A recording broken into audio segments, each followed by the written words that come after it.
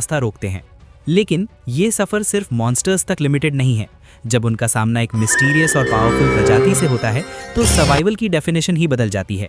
क्या हाजिमे अपनी strategic skills का इस्तेमाल करके रिरुई को एक महान योद्धा बना पाएगा, या फिर इस मिस्टीरियस डंजन के राज उन पर हावी हो जाएंगे? बिना किसी स्पॉइलर के चलिए शुरू करते हैं आज का ये एक्शन पैक्ड रीकैप। एपिसोड की स्टार्टिंग में हम एक लड़के को देखते हैं जिसका पीछा एक मॉन्स्टर कर रहा होता है। वो लड़का जल्दी ही समझ जाता है कि सर्वाइवल के लिए फाइट करना ही अब एकमात्र ऑप्शन है। उसकी कंडीशन काफी क्रिटिकल दिखाई गई है क्योंकि वो ऑलरेडी तो बहुत अच्छी बात है, पर अब मुझे निकलना चाहिए क्योंकि मैं आप सब के लिए फ्रेश मीट लेने जा रहा हूँ। तभी वो एल्डरली लेडी जो कि विलेज की रेसिडेंट हैं उन्हें टोकते हुए कहती हैं, हाजिमे, मुझे लगता है आजकल तुम्हारे पास काफ़ी फ्री टाइम रहने लगा है। क्यों ना मैं तुम्हें एक लड़की से इंट्रोड्यूस करवाऊं? अगर तुम शादी कर लोगे तो यहाँ और भी अच्छे से सेटल हो पाओगे। ये सुनते ही हाजिमे थोड़ा ऑकवर्ड हो जाता है और शर्माते हुए मना कर देता है, नहीं नहीं, मैं अभी ऐसे ही बिल्कुल ठीक हूँ। इसके बाद वो वहाँ से सीधा डंजन यानी शिकार वाली जगह की तरफ निकल जाता है। जैसे ही हाजिमे गेट के पास पहुंचता है, जो हाजिमे की तरह ही काफ़ी एक्सपीरियंस दिखता है। हाजिमे उसे बताता है कि वो दोबारा यहाँ शिकार के लिए आया है ताकि विलेज के लिए मीट कलेक्ट कर सके। गार्ड उसे एंट्री रजिस्टर में और अंदर जाने डंजन से बाहर लेने लगता है। रिरुई हैरानी से उससे पूछती है कि क्या ये क्रीचर अभी भी जिंदा है। हाजिमे रिस्पॉन्ड करता है कि हाँ, ये अभी भी जिंदा है और वो इसे अपने साथ बाहर ले जा रहा है। हाजिमे एक्सप्लेन करता है कि मीट से मॉन्स्टर को प्रोसेस करता है और मीट लेकर सीधा गिल्ड पहुंच जाता है। वहां उसकी मुलाकात ऑलिव से होती है जो गिल्ड में काम करती है। हाजिमे उसे वो मीट हैंडओवर करता है और कहता है कि वो इस मीट को प्रॉपरली हैंडल और प्रोसेस कर ले। ऑलिव जैसे ही हंत इस बात को मना करता है और क्लैरिफाई करता है कि ऐसा बिल्कुल नहीं है। वो उसे पूरी सिचुएशन एक्सप्लेन करता है कि कैसे ये बच्ची उसे डंजन के अंदर मिली थी। ऑलिव ये सुनकर काफ़ी सीरियस हो जाती है और कहती है कि अगर ये बच्ची बाहर से आई है तो इस विलेज में शायद ही कोई इसे एक्सेप्ट करेगा। हाजिमे ऑलिव को अपना काम देखने के लिए कहता है और वहाँ से हाजिमे को पूरा यकीन हो जाता है कि वो पागल लड़की खाने का इंतजाम करने के लिए या शिकार करने के लिए उस फॉरेस्ट की तरफ ही गई होगी। हाजिमे उसे एक नंबर की इडियट कहता है और बिना कोई वक्त बर्बाद किए फॉरेस्ट की तरफ निकल जाता है। भागते हुए उसके दिमाग में अपने बचपन की यादें ताज़ा हो जाती हैं। वो सोचने लगता है कि शायद उसने कोई गलत काम नहीं किया है, क्योंकि जब वो छोटा था तब वो भी सर्वाइवल और फूड के लिए इसी तरह अपनी जान खतरे में डालता था। उसे रियलाइज़ होता है कि रिरुई की सिचुएशन भी बिल्कुल उसके पास्ट जैसी ही है। जैसे ही हाजिमे फॉरेस्ट के अंदर पहुंचता है, वो देखता है कि रिरुई उस मॉन्स्टर के बिल्कुल सामने खड़ी है और वो क्रीचर उस पर अटैक कर उसे रेस्क्यू कर लेता है।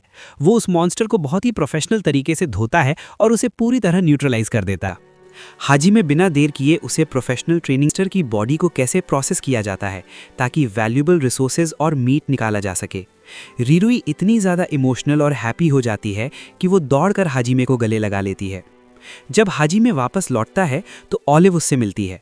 ऑलिव थोड़ी कंसर्न दिखती है और उससे वो एक प्रोफेशनल एडवेंचरर है जिसे काफ़ी ज़्यादा ट्रैवल करना पड़ता है और डेंजरस मिशंस पर जाना पड़ता है। वो सोचता है कि रिरुई को उसके साथ रहने के लिए काफ़ी टफ चैलेंजेस का सामना करना पड़ेगा, पर वो अब पीछे नहीं हटना चाहता था। फाइन रखने का फैसला करता है।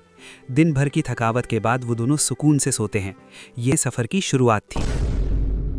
अगली बाद में हाजिमे इस ट्रांसफॉर्मेशन के बारे में अपनी एक फीमेल फ्रेंड से डिस्कस करता है। जब वो रिरुई की अडरता है कि उसके फिजिकल एसेट्स उस फ्रेंड से भी काफ़ी ज़्यादा डेवलप थे, तो वो फ्रेंड शर्म के मारे लाल हो जाती है और वहाँ से तुरंत भाग जाती है। इसके बाद हाजिमे रिरुई को एडवेंचरर लाइफ का सबसे बेसिक और इम्पॉर्टेंट रूल समझाता है। वो कहता है कि अब जब तुम मेरी पार्टी में हो तो तुम्हें एक प्रोफेशनल एडवेंचरर की तरह काम करना होगा। अगर काम नहीं करोगी तो खाना नहीं मिलेगा। ये उनकी पार्टी का सख्त रूल है। गिल्ड पहुंचते हैं। गिल्ड में हाजिमे ऑलिव को बताता है कि रिरुई एक रेयर स्पीशीज है, जिस पर ऑलिव उसे अश्योरेंस देती है कि वो इस बात का पूरा ध्यान रखेगी। ऑलिव उन्हें शुरुआत के लिए मेडिसिनल हर्ब्स कलेक्ट करने का एक सिंपल क्वेस्ट सजेस्ट करती है, पर हाजिमे उसे रिजेक्ट कर देता है। वो चाहता है कि रिरुई की कॉम्बैट ट्रेनिंग स्टार्ट हो, इसलिए वो एक स्लाइम हंटिंग का कमीशन सिलेक्ट करता है। जैसे ही वो लोग डंजन के अंदर एंटर करते हैं, रिरुई वो कहती है कि उसकी स्वॉर्ड अब दुश्मनों के खून की प्यासी है, लेकिन जैसे ही एक आम सच में इससे लड़ने के लिए रेडी हूँ। हाजिमे थोड़ा हैरान होकर उसे देखता है और सोचने लगता है कि ट्रेनिंग का रास्ता काफ़ी लंबा होने वाला है। हाजिमे रिरुई को मोटिवेट करते हुए कहता है कि स्लाइम एक बहुत ही छोटा और कमज़ोर मॉन्स्टर है। उसके हिसाब से ये स्लाइम रिरुई का राइवल बनने के लायक भी नहीं है और इसे बड़ी आसानी से हैंडल कर लेना चाहिए। हाजिमे की बात सुनकर रिरुई फुल एनर्जी के साथ उस स्लाइम पर अटैक करने के लिए आगे बढ़ती है, पर सिचुएशन तुरंत पलट जाती है। वो स्लाइम उल्टा रिरुई पर ही काउंटर अटैक कर देता है और उसे कैप्चर करके एनगल्फ करने का ट्राई करने लगता है। हजीमे उसे बीच में रोकता है और गाइड करने का एफर्ट करता है कि इस मॉन्स्टर को डिफीट करने की सही स्ट्रैटेजी क्या है, तो वो उसे अबैंडन कर देगा। इसीलिए वो इतनी डेडिकेटेडली रूल्स फॉलो कर रही है ताकि हजीमे उससे गुस्सा ना हो। हजीमे उसे समझाने का एफर्ट करता है कि ऐसी कोई बात नहीं है और उसे अपना मील कंप्लीट कर लेना चाहिए, पर रिरुई अपनी बात पर अड़ी रहती है और लंच करने से साफ मना कर देती है। रिरुई की डेडिकेशन देखकर हाजिमे डिसाइड करता है कि वो भी लंच नहीं करेगा। वो उसे वापस डंजन ले जाता है और एक कंडीशन रखता है कि वो दोनों तभी बाहर आएंगे जब रिरुई गुस स्लाइम को डिफीट करेगी। डंजन में पहुंचकर हाजिमे एक मेंटर की तरह उसे कॉम्बैट टैक्टिक्स समझाता है। वो कहता है कि किसी भी मॉन्स्टर से लड़ना करने के बाद दोनों वापस विलेज की तरफ लौटने लगते हैं। रास्ते में उन्हें ऑलिव मिलती है जो काफ़ी फ्रस्ट्रेटेड दिख रही होती है। ऑलिव हाजिमे से कहती है कि उसे रिग्रेट है क्योंकि वो रिरुई की बैकग्राउंड और स्पीशीज़ के बारे में ज़्यादा डिटेल्स कलेक्ट नहीं कर पाई, पर हाजिमे उसे बताता है कि उनका दिन काफ़ी प्रोडक्टिव रहा और रिरुई ने अपना पहला शिकार कर लिया है। रात को जब हाजिमे और रिरुई सुकून से सो रहे होते हैं, दूसरी तरफ ऑलिव अपनी रिसर्च कंटिन्यू रखती है। उसे फाइनली रिरुई की स्पीशीज़ से रिलेटेड कुछ रिकॉर्ड्स मिलते हैं। उन रिकॉर्ड्स के अकॉर्डिंग ये एक ऐसी रेयर स्पीशीज़ है जिनका फिजिकल स्ट्रक्चर रात के वक्त अचानक ट्रांसफॉर्म हो जाता है। इनकी बॉडी लेट नाइट आवर्स में रैपिड ग्रोथ शो करती है और ये एक मैच्योर अडल्ट में बदल जाते हैं। सीन शिफ्ट होता है। इस अडल्ट फॉर्म में वो सोते हुए हजीमे के काफ़ी क्लोज जाती है और उसे स्निफ करने लगती है। वो कहती है कि हजीमे की बॉडी से सच में बहुत ही अमेजिंग स्मेल आ रही है। अगले दिन जब हजीमे ऑलिव से मिलने गिल्ड पहुंचता है तो वो काफ़ी ज़्यादा स्लीपी और ड्रेन्ड दिख रहा होता है। उसकी हालत देखकर ऑलिव हैरान हो जाती है और उससे पूछती है कि आखिर क्या वजह है जो आज वो इतना थका हुआ महसूस कर रहा है।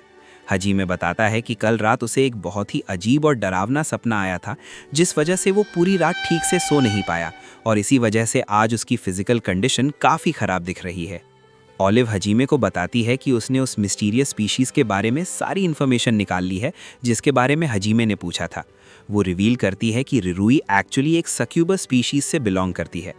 ऑलिव डिटेल में एक्सप्लेन करती है कि उनके वर्ल्ड में ह्यूमंस, ड्वार्फ्स, एल्व्स और बीस्ट्स तो काफ़ी कॉमन है, पर सक्यूबस जैसी स्पीशीज़ बहुत ही ज़्यादा रेयर होती है। ये स्पीशीज़ बिल्कुल वैम्पायर्स और वेयरवुल्फ्स की तरह एक अलग और स्पेशल कैटेगरी में आती हैं जिन्हें लोग अक्सर रेयर स्पीशीज़ के नाम से जानते हैं। हजीमे ये सुनकर थोड़ा हैरान होता है और ऑलिव से कंफर्म करता है कि क्या वो इस इन्फॉर्मेशन को लेकर पूरी तरह श्योर है। ऑलिव जब कंफर्म कर देती है तो हजीमे को रियलाइज़ होता है कि उसे अब किसी ऐसे पर्सन से मिलना होगा जो इस रेयर स्पीशीज़ के बारे में डीपली जानता हो और रिरुई को हैंडल करने में उसकी हेल्प कर सके। हजीमे के दिमाग में एक पर्सन का नाम आता है और वो डिसाइड करता है कि उसे तुरंत वहाँ जाना चाहिए। हजीमे रिरुई को लेकर उस एड्रेस पर पहुँचता है जहाँ उसे वो एक्सपर्ट मिलने वाली थी। वहाँ पहुँचकर वो एक लड़की को देखता है जिसका नाम वेरोनिका है। वेरोनिका दिखने में काफ़ी स्टनिंग और इम्प्रेसिव पर्सनैलिटी वाली होती है। जब हजीमे वहाँ एंटर करता है वो नोटिस करता है कि वेरोनिका अभी काफ़ी बिजी है और किसी दूसरे पर्सन के साथ कोई इंपॉर्टेंट बिजनेस डील या ट्रांजैक्शन फाइनलाइज कर रही है। वेरोनिका एक मैन के साथ डील नेगोशिएट कर रही होती है जो उसे कुछ पैसे ऑफर कर रहा होता है, बट वेरोनिका को वो अमाउंट वेरी लो और इंसल्टिंग लगता है। वो उसे क्लियर वर्ड्स में कहती है कि इतने कम पैसों में तो वो उसका 1 आवर भी अफोर्ड नहीं कर सकता, तो पूरी डील तो इम्पॉसिबल है। जब वो मैन थोड़ा अग्रेसिव होने लगता है और उसे फोर्स करने का ट्राई करता है तो वेरोनिका तुरंत एक्शन लेती है। वो उसे पकड़कर सीधा ग्राउंड पर पटक देती है जिससे उसकी कंडीशन वेरी बैड हो जाती है। वेरोनिका उसे वार्न करती है कि उसे क्या लगा था कि इतने सस्ते में उसका बिजनेस खरीद लेगा, ऐसा डेफिनेटली नहीं होगा, और वो उसे वहाँ से उठाकर बाहर फेंक देती है। इसके बाद हाजिमे फाइनली वेरोनिका से मिलता है। हमें पता चलता है कि वेरोनिका एक वेरी प्रोफेशनल और सक्सेसफुल बिजनेस वुमन है। हाजिमे को देखकर वो कहती है कि लेटर में जिस गर्ल का मेंशन था शायद वो यही है। हाजिमे कंफर्म करता है कि हाँ, वो रिरुई के बारे में ही बात कर रहा था। वेरोनिका रिरुई से उसका हाथ मांगती है।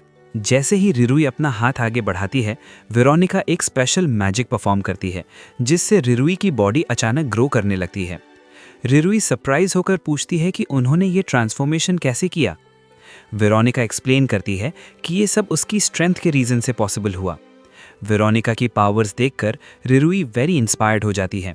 वो कहती है कि वो भी उनकी तरह स्ट्रॉन्ग बनना चाहती है और उसे रियलाइज़ होता है कि इसके लिए उसे अब वेरी मच ट्रेनिंग और हार्डवर्क करने की रिक्वायरमेंट होगी। वेरोनिका कंफर्म करती है कि हाजिमे का ऑब्जर्वेशन बिल्कुल एक्यूरेट था। वो बताती है कि रिरुई की स्पीसीज और उनका नेचर बिल्कुल उनकी तरह ही है। हाजिमे ये सुनकर थोड़ा रिलैक्स होता है, पर वो वेरोनिका की पर्सनैलिटी से अच्छे से वाकिफ़ है। वो सीधा पॉइंट पर आता है और पूछता है कि इस एडवाइस और हेल्प के बदले उसे कितना पेमेंट या कॉम्पनसेशन देना होगा। वेरोनिका पहले तो प्रिटेंड करती है कि उसे कुछ नहीं चाहिए, पर हाजिमे उसे सीरियसली इंटरप्ट करता है। वो कहता है कि वो वेरोनिका को काफ़ी टाइम से जानता है और उसे पता है कि वो कितनी बड़ी अपॉर्चुनिस्टिक है। हाजिमे को डर था कि अगर उसने पेमेंट नहीं दी तो वेरोनिका पक्का फ्यूचर में कोई बड़ी प्रॉब्लम खड़ी करेगी या कोई अजीब शर्त सामने रखेगी। वेरोनिका को हाजिमे की इतनी सीधी बात सुनकर थोड़ा बुरा लगता है, पर वो सिचुएशन को हैंडल कर लेती है। अगले दिन का सीन दिखाया जाता है जहां हाजिमे अपने कमरे में गहरी नींद में सो रहा होता है। इस बीच रिरुई की बॉडी ओवरनाइट फिर से ट्रांसफॉर्म हो जाती है और वो अपने ग्रोन अप फॉर्म में आ जाती है। अचानक मेन गेट पर कोई नॉक करता है और रिरुई दरवाज़ा खोलने जाती है। वो देखती है कि सामने वेरोनिका खड़ी है। वेरोनिका रिरुई को अडल्ट फॉर्म में देखकर काफ़ी इम्प्रेस होती है और कहती है कि उसकी ग्रोथ सच में काफ़ी फास्ट और रिमार्केबल है। इन दोनों की बातों और दरवाजे की आवाज़ की वजह से हाजिमे की डिस्टर्बेंस बढ़ जाती है और उसकी नींद खुल जाती है। वो थोड़ा इरिटेटेड होकर पूछता है कि आखिर इतनी सुबह यहाँ क्या हंगामा चल रहा है और इतना शोर क्यों हो रहा है। वेरोनिका हाजिमे से कहती है कि मेरे पास एक प्रपोजल है, क्यों ना तुम रिरुई को मेरे पास छोड़ दो। उसके पास काफ़ी नेचुरल टैलेंट है और वो मेरे बिजनेस एक्सपेंशन में काफ़ी हेल्पफुल साबित हो सकती है। हाजिमे पहले तो काफ़ी सरप्राइज होता है और कहता है कि तुम ये क्या कह रही हो, ऐसा होना बिल्कुल इम्पॉसिबल है। बट फिर हाजिमे के मन में एक प्रैक्टिकल थॉट आता है। वो सोचता है कि इफ़ रिरुई मेरे साथ नहीं रहेगी तो मैं अपने एडवेंचरर मिशंस को बिना किसी डिस्ट्रैक्शन के कंप्लीट कर पाऊंगा। अकेले काम करना काफ़ी सिंपल और इजी हो जाएगा। रिरुई वहाँ खड़ी ये सब सुन रही होती है और हाजिमे की ये बात सुनकर उसे बहुत बुरा लगता है। वो इमोशनली हर्ट हो जाती है और वहाँ से बिना कुछ कहे निकल जाती है। दूसरी तरफ वेरोनिका एक स्मार्ट स्माइल के साथ कहती है कि कल तुमने मुझे कहा था ना कि मैं काफ़ी अपॉर्चुनिस्ट हूँ, तो देख लो मैंने वही किया जो मेरे लिए बेनिफिशियल था। इसके बाद का सीन सीधा डंजन के एंट्रेंस गेट का है, जहाँ वो लोग आज फिर से एंट्री लेने वाले होते हैं। हाजिमे रिरुई को एनकरेज करने के लिए कहता है कि आज का मिशन काफ़ी एक्साइटिंग होने वाला है और तुम्हें इसमें काफ़ी फन मिलेगा। रिरुई काफ़ी हर्ट महसूस कर रही होती है और टॉन्ट मारते हुए कहती है, मैं तो आपके लिए सिर्फ एक यूजलेस बोझ हूँ ना, आपको मेरी कोई ज़रूरत नहीं है, इसीलिए आप मुझे किसी और को सौंपना चाहते हैं। हाजिमे उसकी बातों को ज़्यादा इंपॉर्टेंस नहीं देता और उसे कन्विंस करने की कोशिश करता है कि ऐसी कोई बात नहीं है। वो कहता है कि रिरुई काफ़ी टैलेंटेड है और उसे खुद पर डाउट नहीं करना चाहिए। इसके बाद वो दोनों फाइनली डंजन के अंदर एंटर करते हैं। डंजन के अंदर जाकर भी हाजिमे का दिमाग शांत नहीं होता। वो अभी भी वही पुरानी बात सोच रहा होता है कि क्या रिरुई को वेरोनिका के पास भेजना सही डिसीजन होगा। उसे लगता है कि अगर वो चली गई तो उसकी एडवेंचरर लाइफ फिर से सिंपल हो जाएगी और उसे किसी की एक्स्ट्रा टेंशन नहीं लेनी पड़ेगी। इसी डिस्ट्रैक्शन की वजह से वो अपने सराउंडिंग्स पर फोकस नहीं कर पाता। अचानक हाजिमे का पैर एक हिडन ट्रैप पर पड़ जाता है। एक ब्राइट मैजिकल सर्कल एक्टिवेट होता है और रिरुई भी उसके रेंज में आ जाती है। कुछ ही सेकंड्स में वो दोनों वहां से गायब होकर एक बिल्कुल नई और अनजान जगह पर टेलीपोर्ट हो जाते हैं। इसी बीच बाहर वो एक्सपीरियंस्ड गार्ड, जिसे लोग कॉकडोल के नाम से भी जानते हैं, पूरा सीन देख रहा होता है। वो बताता है कि इस डंजन में टोटल 10 फ्लोर्स हैं और हर लेवल पर मॉन्स्टर्स की स्ट्रेंथ एक्सपोनेंशियली बढ़ जाती है। उसके एस्टिमेशन के हिसाब से वो दोनों टेलीपोर्ट होकर डंजन के सबसे नीचे वाले डीप फ्लोर्स पर पहुंच गए हैं।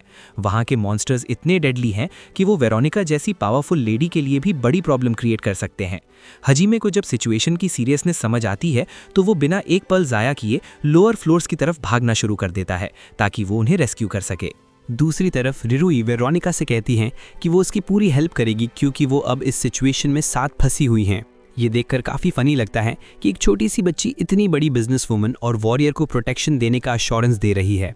रिरुई दिखाने की कोशिश करती है कि वो एक रियल एडवेंचरर है और काफ़ी करेजियस है, इसलिए उसका स्ट्रांग होना नेचुरल है। पर रियलिटी में वो अंदर से बहुत ज़्यादा टेरिफाइड होती है और उसकी बॉडी डर के मारे कांप रही होती है। तभी अचानक उनके सामने एक मॉन्स्टर आ जाता है। उसे देखते ही रिरुई की हालत काफ़ी ख़राब हो जाती है और उसकी सारी बहादुरी पल भर में गायब हो जाती है। लेकिन वेरोनिका बिल्कुल काम रहती है। वो आगे बढ़ती है और सिर्फ एक पावर पैक्ड पंच से उस मॉन्स्टर को ज़मीन पर ढेर कर देती है। रिरुई ये देखकर हैरान रह जाती है और वेरोनिका की स्ट्रेंथ की तारीफ करते हुए कहती है कि आप तो सच में काफ़ी अमेजिंग और पावरफुल हैं। वेरोनिका रिरुई को ऑब्जर्व करती है और पूछती है कि क्या वो उस मॉन्स्टर को देखकर डर गई थी।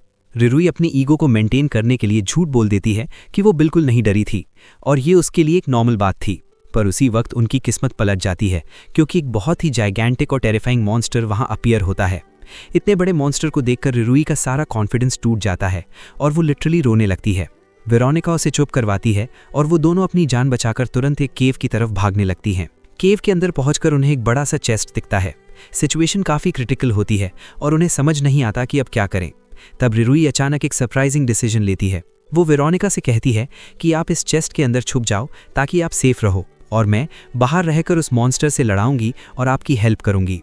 वो चाहती है कि वेरोनिका सेफ रहे जबकि वो खुद उस खतरे का सामना करने के लिए तैयार हो जाती है। रिरुई की सेल्फलेस बात सुनकर वेरोनिका काफ़ी इम्प्रेस्ड होती है और कहती है कि तुम्हारा स्पिरिट सच में बहुत ही यूनिक है। पर वो उसे समझाती है कि एक एडवेंचरर होने का मतलब ये नहीं है कि तुम बिना सोचे समझे अपनी लाइफ खतरे में डाल दो। वेरोनिका सजेस्ट करती है कि उन्हें फाइट करने के बजाय अभी हाइड हो जाना चाहिए और वो दोनों उस चेस्ट के अंदर छुप जाती हैं। बाहर वो जाइगेंटिक मॉन्स्टर उनका वेट कर रहा होता है और केव के एंट्रेंस पर नजर रखता है ताकि जैसे ही वो बाहर आए वो उन पर अटैक कर सके। चेस्ट के अंदर काफी नैरो स्पेस होती है जहां वेरोनिका रिरुई को मैनिपुलेट करने का ट्राई करती है। वो उससे पूछती है कि आखिर वो एक एडवेंचरर क्यों बनना चाहती है जबकि ये फील्ड इतना डेंजरस है। रिरुई के पास इसका कोई तुरंत जवाब नहीं होता। वेरोनिका आगे कहती है कि रिरुई के पास नेचुरल ब्यूटी और चार्म है जो एक बहुत बड़ा बिजनेस एसेट बन सकता है। वो उसे ऑफर करती है कि अगर वो उसके साथ ज्वाइन हो जाए तो वो बिना अपनी लाइफ रिस्क में डाले बहुत सारा पैसा कमा सकती है। रिरुई ये सुनकर थोड़ा कंफ्यूज हो जाती है और सोचने लगती है कि शायद उसका हाजिमे से दूर जाना ही सब के लिए बेस्ट है। उसे लगता है कि अगर वो वेरोनिका के साथ चली गई तो हाजिमे की लाइफ से सारी प्रॉब्लम्स और कॉम्प्लिकेशंस खत्म हो जाएंगी। दूसरी तरफ हाजिमे फुल स्पीड में उस केव तक पहुंच जाता है। वो वहां उस मॉन्स्टर को देखता है और बिना किसी हेजिटेशन के अपना वेपन यूज करता है। हाजिमे का अटैक इतना पावरफुल और फास्ट होता है कि वो मॉन्स्टर एक ही पल में पूरी तरह न्यूट्रलाइज हो जाता है। मॉन्स्टर को खत्म करने के बाद हाजिमे की नज़र ग्राउंड पर पड़ती है जहां उसे रिरुई की शर्ट का एक फटा हुआ हिस्सा मिलता है। ये देखकर हाजिमे काफ़ी डर जाता है और उसे लगता है कि शायद वो बहुत लेट हो गया है और रिरुई अब इस दुनिया में नहीं रही। उसके दिमाग में काफ़ी नेगेटिव थॉट्स आने लगते हैं और वो काफ़ी गिल्टी महसूस करने लगता है। हाजिमे काफ़ी टेंस होता है, पर जैसे ही वो उस ट्रेजर चेस्ट को ओपन करता है वो देखता है कि रिरुई और वेरोनिका दोनों अंदर बिल्कुल सेफ हैं। उन्हें सही सलामत देखकर हाजिमे की जान में जान आती है और उसकी सारी टेंशन दूर हो जाती है। वो तुरंत उन्हें बाहर निकालता है और कहता है, चलो अब जल्दी यहाँ से निकलते हैं, अभी हमें अपना बचा हुआ काम भी फिनिश करना है। डंजन से एग्जिट करते वक्त वो लोग काफ़ी सारी वैल्यूएबल आइटम्स और रेयर रिसोर्सेज कलेक्ट करते हैं ताकि उन्हें गिल्ड में बेचकर अच्छा प्रॉफिट अर्न कर सकें। फाइनली जब वो लोग सेफली बाहर आ जाते हैं तो रिरुई थोड़ी इमोशनल और सैड दिखती है। वो हाजिमे से कहती है, हाजिमे सैन, आपने स्टार्टिंग में बिल्कुल सही कहा था, मेरे पास कोई फाइटिंग स्किल्स नहीं है और मैं शायद कभी आपके काम नहीं आ पाऊंगी। एक एडवेंचरर के तौर पर मैं पूरी तरह फेल हो गई हूँ। हाजिमे उसे तुरंत इंटरप्ट करता है और समझाते हुए कहता है, ऐसा बिल्कुल नहीं है, किसने कहा तुम्हारे पास टैलेंट नहीं है? तुम्हारा सबसे बड़ा टैलेंट ये है कि तुम एक नंबर की स्टूपिड हो जो हमेशा हंसती रहती है। तुम्हारी यही पॉजिटिव एनर्जी मुझे हमेशा बूस्ट करती है और टफ सिचुएशंस में मोटिवेट रखती है। हाजिमे की ये बात सुनकर रिरुई के फेस पर फिर से स्माइल आ जाती है। उन दोनों के बीच का ये स्ट्रॉन्ग कनेक्शन देखकर वेरोनिका काफ़ी इंप्रेस होती है। वो एडमिट करती है कि उसे लगा था हाजिमे इस सिचुएशन को हैंडल नहीं कर पाएगा और फेल हो जाएगा, पर उनका बॉन्ड एक्सपेक्टेशन से काफ़ी ज़्यादा डीप है। वेरोनिका कहती है कि अब उसे पूरा यकीन हो गया है कि रिरुई को हाजिमे के साथ ही रहना चाहिए क्योंकि वही उसका सही पार्टनर है। इसी इमोशनल और हैप्पी नोट पर एपिसोड 2 की स्टोरी खत्म हो जाती है। एपिसोड की स्टार्टिंग में हम देखते हैं कि हाजिमे और रिरुई मार्केट आए हुए हैं कुछ इंपॉर्टेंट आइटम्स खरीदने के लिए। रिरुई नोटिस करती है कि आज मार्केट में नॉर्मल डेज के कंपैरिजन में काफ़ी ज़्यादा क्राउड है। वो हाजिमे से पूछती है कि आज यहाँ इतने सारे लोग क्यों इकट्ठे हुए हैं। हाजिमे उसे एक्सप्लेन करता है कि एक्चुअली पास में ही एक नया डंजन डिस्कवर हुआ है। नए डंजन की न्यूज़ मिलते ही दूर दूर से बहुत सारे एडवेंचरर्स यहाँ आ गए हैं और इसी रीज़न से मार्केट में इतनी भीड़ दिख रही है। आगे बढ़ते वक्त रिरुई का ध्यान अचानक वहां मिलने वाले टेस्टी फूड आइटम्स पर चला जाता है और वो वहीं रुककर उन्हें देखने लगती है। हाजिमे उसे टोकता है और कहता है कि टाइम वेस्ट मत करो और जल्दी चलो क्योंकि उनका मेन एम आज रिरुई के लिए नए क्लोथ्स खरीदना है। वो उसे समझाता है कि उन्हें अपना काम प्रायोरिटी पर फिनिश करना चाहिए। रास्ते में चलते हुए रिरुई की नज़र एक बहुत ही यूनिक और सुंदर एग पर पड़ती है जो दिखने में काफ़ी अमेजिंग लग रहा होता है। रिरुई उस एग को देखकर काफ़ी इम्प्रेस हो जाती है और उसकी तरफ अट्रैक्ट होती है। हजीमे क्यूरियोसिटी के साथ शॉपकीपर से पूछता है कि ये आखिर किस बर्ड का एग है। शॉपकीपर उसे क्लियर आंसर देता है कि उसे खुद इस बात की कोई नॉलेज नहीं है कि ये किस क्रीचर का एग है और ये कहाँ से आया है। शॉपकीपर एक्सप्लेन करता है कि वो बस ट्रैवल कर रहा था जब उसे अचानक ही यूनिक एग मिला। वो बताता है कि उसे इसके बारे में ज़्यादा नॉलेज तो नहीं है, पर उसे लगता है कि ये शायद कोई डेकोरेशन पीस या कलेक्टेबल आइटम हो सकता है। रिरुई को वो एग इतना पसंद आता है कि वो तुरंत हाजिमे से उसे खरीदने की रिक्वेस्ट करने लगती है। हाजिमे पहले तो मना कर देता है और कहता है कि ये फिजूल खर्ची है और इस एग का कोई प्रैक्टिकल यूज़ नहीं है, पर रिरुई इतनी मासूमियत और प्यार से प्लीज़ प्लीज़ कहकर जिद करती है कि हाजिमे को फाइनली हार मानकर वो एग खरीदना ही पड़ता है। एग खरीदने के बाद जब वो दोनों वहाँ से निकलते हैं तो हाजिमे मजाक में पूछता है, तो रिरुई बताओ इस एग को कैसे पकाकर खाना है। रिरुई ये सुनकर थोड़ा चिढ़ जाती है और तुरंत कहती है कि ये एग खाने के लिए नहीं है, बल्कि वो इसे एक पेट या यादगार की तरह संभाल कर रखेगी। इसी बीच रास्ते में हाजिमे अचानक एक लड़की से टकरा जाता है जो कि वहाँ की एल्फ ऑलिव होती है। इसके बाद हमें नेक्स्ट सीन दिखाया जाता है जहाँ रिरुई के लिए नए क्लोथ्स की शॉपिंग फाइनलाइज हो चुकी है। जब रिरुई वो नए कपड़े पहनकर सबके सामने आती है तो वहाँ मौजूद सभी लोग उसकी ब्यूटी की काफ़ी तारीफ करते हैं। वो नए आउटफिट में सच में काफ़ी अमेजिंग दिख रही होती है। दूसरी तरफ हाजिमे वहाँ अपना मील एंजॉय कर रहा होता है और रिरुई को एडवाइस करता है कि वो जल्दी से अपने क्लोथ्स चेंज कर ले ताकि वो बिना किसी डीले के घर के लिए निकल सके। रिरुई कपड़े बदलने के लिए जाने ही वाली होती है कि अचानक उसकी नज़र हाजिमे की फूड प्लेट पर पड़ती है।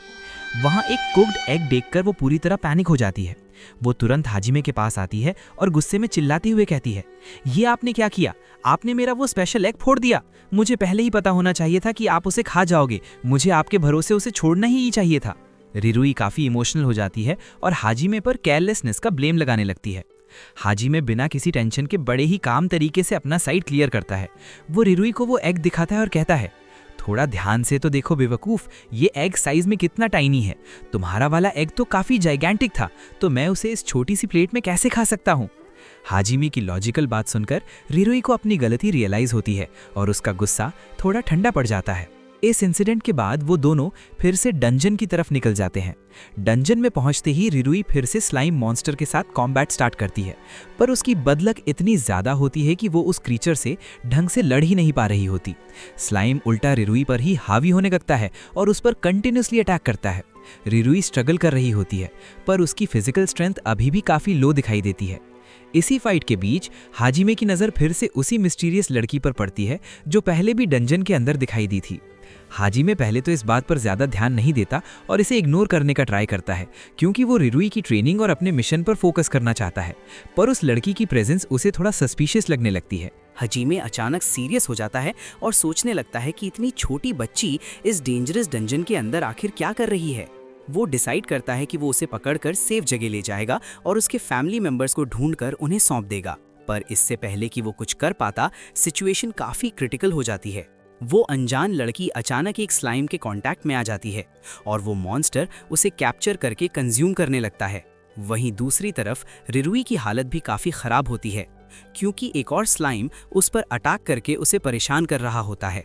हाजिमे ये सब देखकर हैरान रह जाता है और उसे रियलाइज़ होता है कि ये पूरा सीन बिल्कुल वैसा ही है जैसा उसने पहले एक्सपीरियंस किया था जब उसने रिरुई को रेस्क्यू किया था।